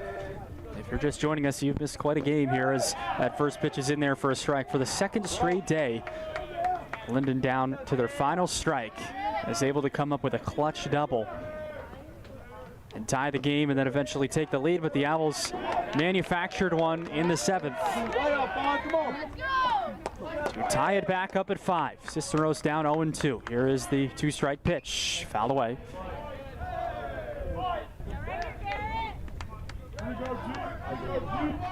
The wind picking up, it feels like. Here later in the afternoon, right around 4 p.m. The pitch misses.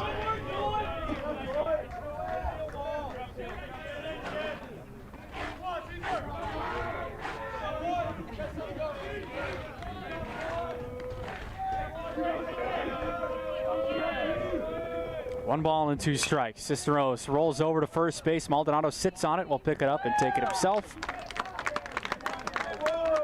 Now batting number 6, Sean. One out in the 8th. Owls will have 4, 5, 6 due up in their half of the 8th. Chadwick to lead it off. Called for a strike.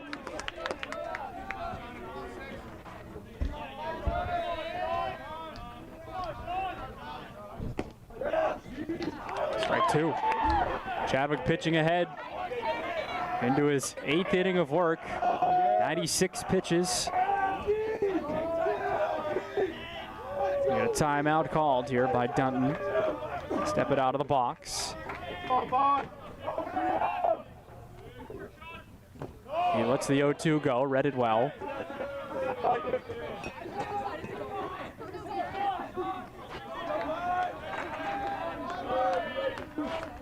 Oh, 2 again, or 1-2. Now it's 2-2 in the dirt.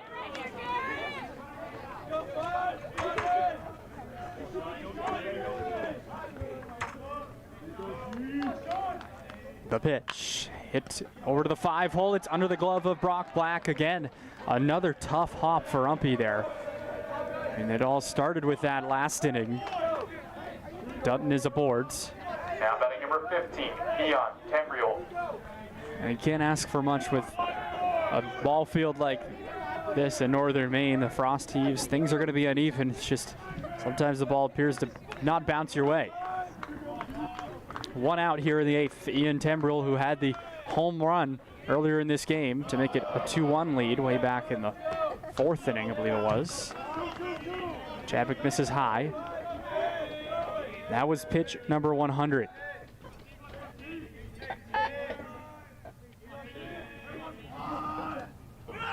Runner goes, it's inside and gets away. He's gonna round seconds.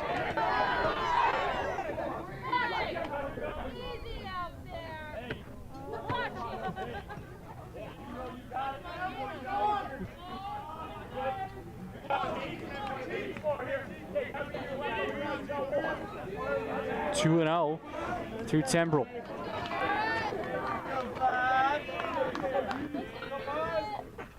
The pitch popped up. It's going to get out of play just behind the Owls dugout.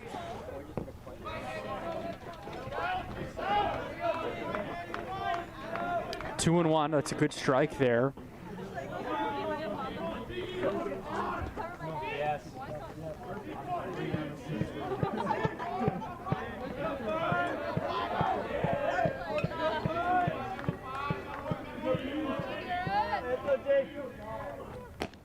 Outside, 3 and 1 here to Tembrell.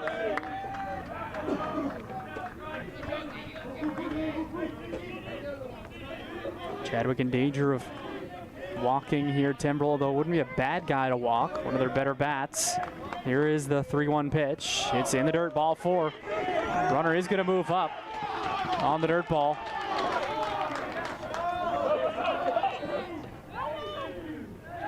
Sotomoro's going to be out of the dugout. Here's a look at that.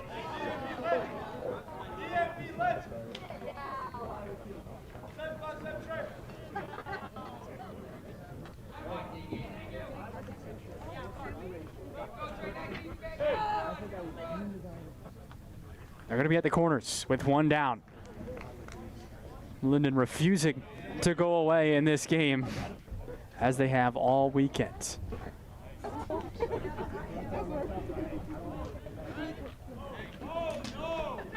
They entered the weekend 11-17 and 7-7 in conference. Now 14-17 overall, 10-7 in conference action.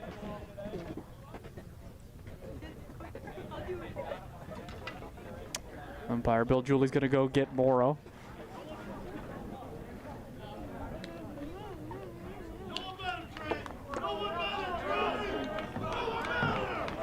It's Trudell Blow. Farmington's up 4-0 on Husson. Down in Bangor on senior day.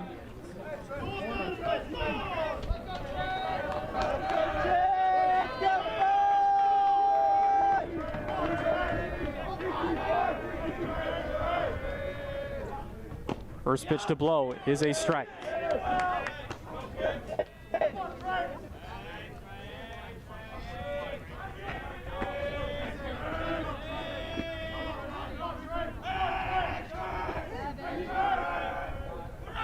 Blow swings, hits this in the hole. Lyndon has re-grabbed the lead, going first to third with it as it gets by Cly. They're going to hold the runner there, though, as Perez backed it up.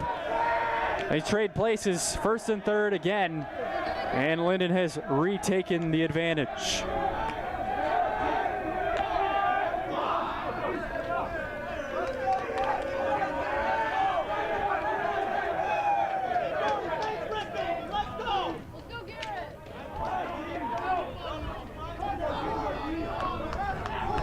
Al's got the first guy out in this inning. This one in the dirt, blocked by Toy. Moving up is Blow.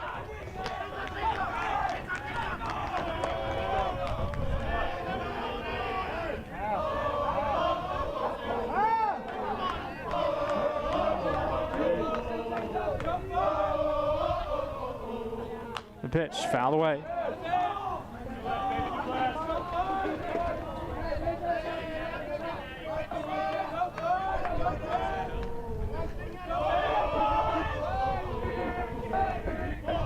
Pitch number 109 on the way from Chadwick. Up and out of the zone. 2-1 here to Matt Doherty, who had the base hit yesterday to make it a 3-run lead late in the game.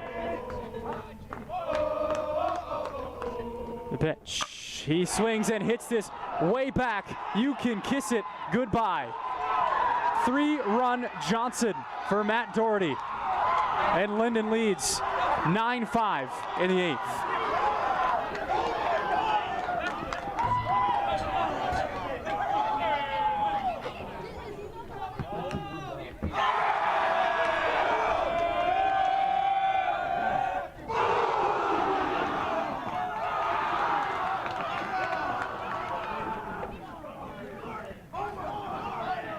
Chadwick is going to exit, but he's going to head out to shortstop. As Coach Tim Burns is out, he's going to turn to, I'm not sure who. Mason Long, it looks like. They're just going to do a swap.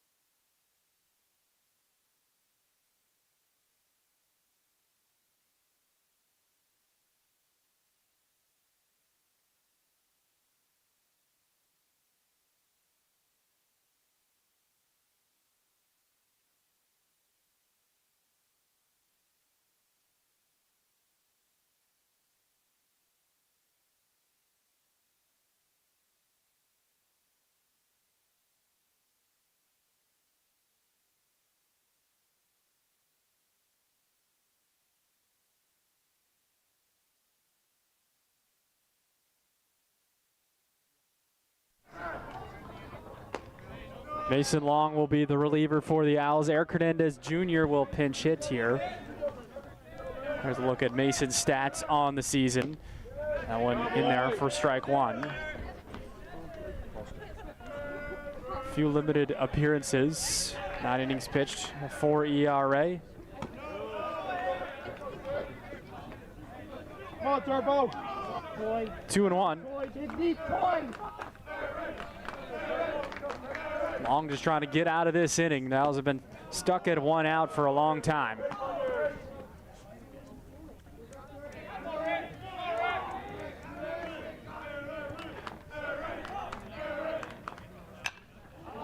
This one popped sky high over at shortstop. Garrett Chadwick's calling. He's going to make the catch. And that is the ever elusive second out of this inning.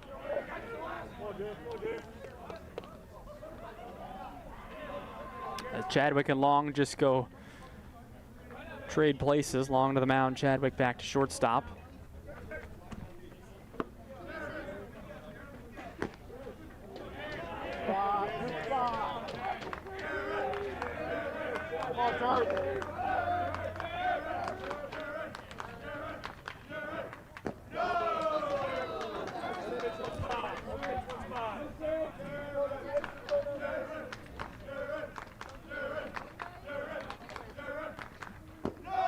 Jaron Harrison, who had the 2-out, 2-strike pitch an inning ago to tie the ball game when it was 4-2 UMPI over the head of Hector Perez in center field. We'll take a 4-pitch walk here. That'll be Jess Seaton, the catcher. Actually, no, it's going to be Gagne.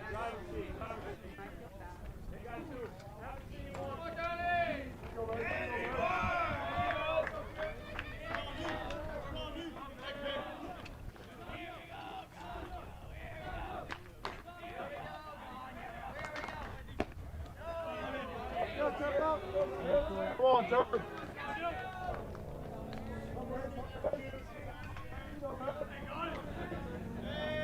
One ball to Gagne. He takes that one for a strike.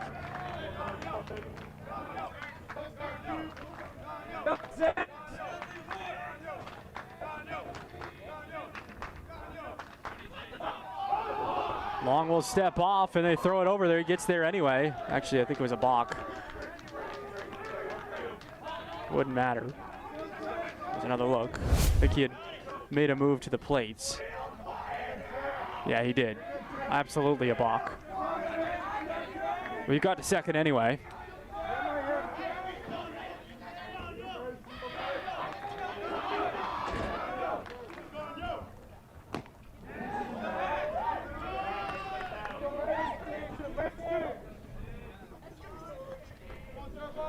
One and two to Gagne. The Owls a strike away from getting out of this inning. It's on the ground to first base. Maldonado wears it, picks it up. He's going to win the foot race. And that'll retire the side. But Lyndon scores 4 times, in fact, thanks to a 3-run home run for Matt Doherty. And it's 9-5 going into the bottom of the 8th.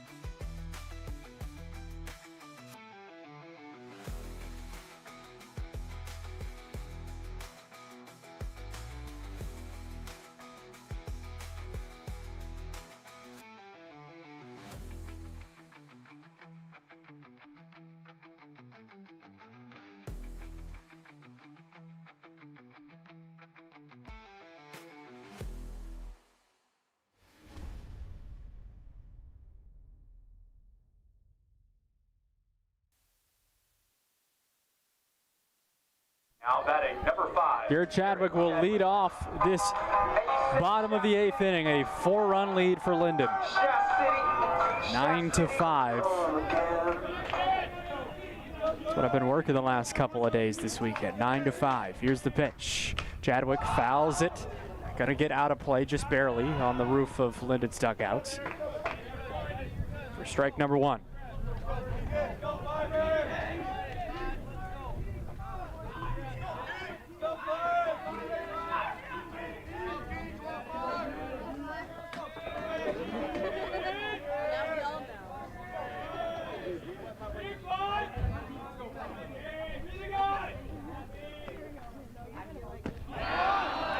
In there, strike 2.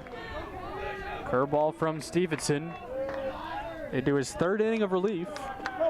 He entered the game when it was 4-2 in the bottom of the 6th. A lot has happened since then. This one hit hard to second base, but Cisneros collects it and throws it to first base for the out.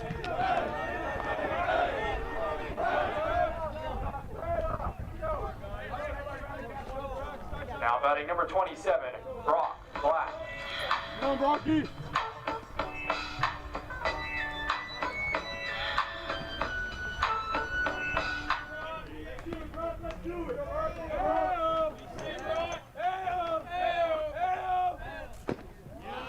That one misses upstairs, ball 1.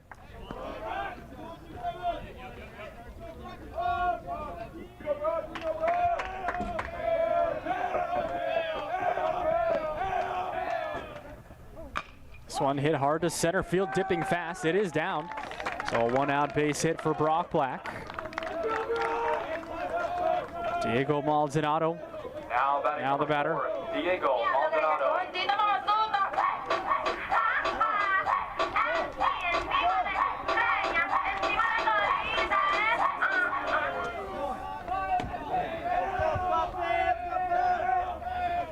They won't hold the runner Black at first. They've now got a 4-run cushion. That one down for ball 1.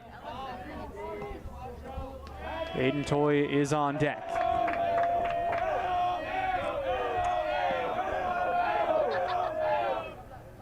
This pitch turned and fouled away. Over on the Lyndon side.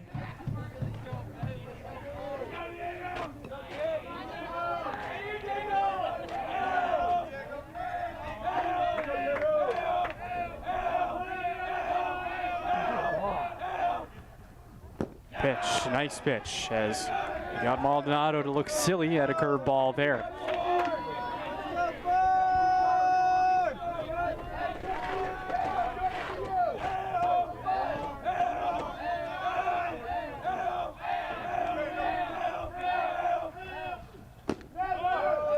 Downstairs, 2-2.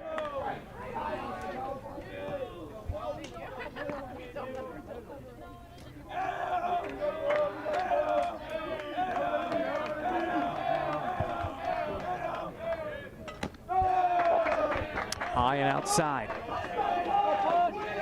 Maldonado has worked it full.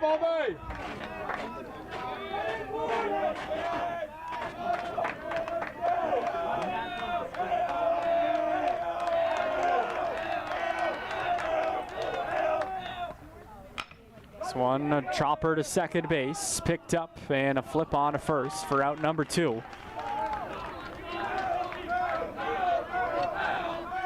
Now it's up to Aiden Toy, the last hope for the Owls today. Number 7, Aiden Toy.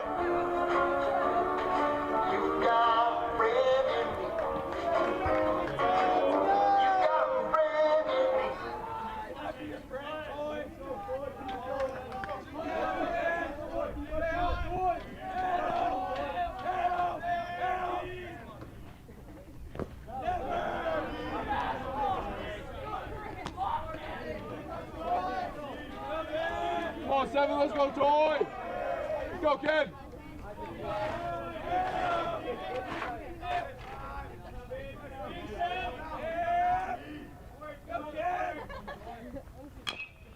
Chopper to first base. This should do it. Picked up by Hernandez, and the Lyndon Hornets have swept the NAC Weekend Series. 9-5 in Game 2 today. with an unbelievable late game heroics. Down to their final strike for the second straight day. They win the game 9-5. They improved to 15-17 on the year and 11-7 in conferences. They're in prime position to make the playoffs this year. That's going to do it for us this weekend. We appreciate you tuning in and listening and watching. A couple of great games that just went Lyndon's way in the end. But I'm Ricky Goupel. We appreciate you joining us. We'll have some more baseball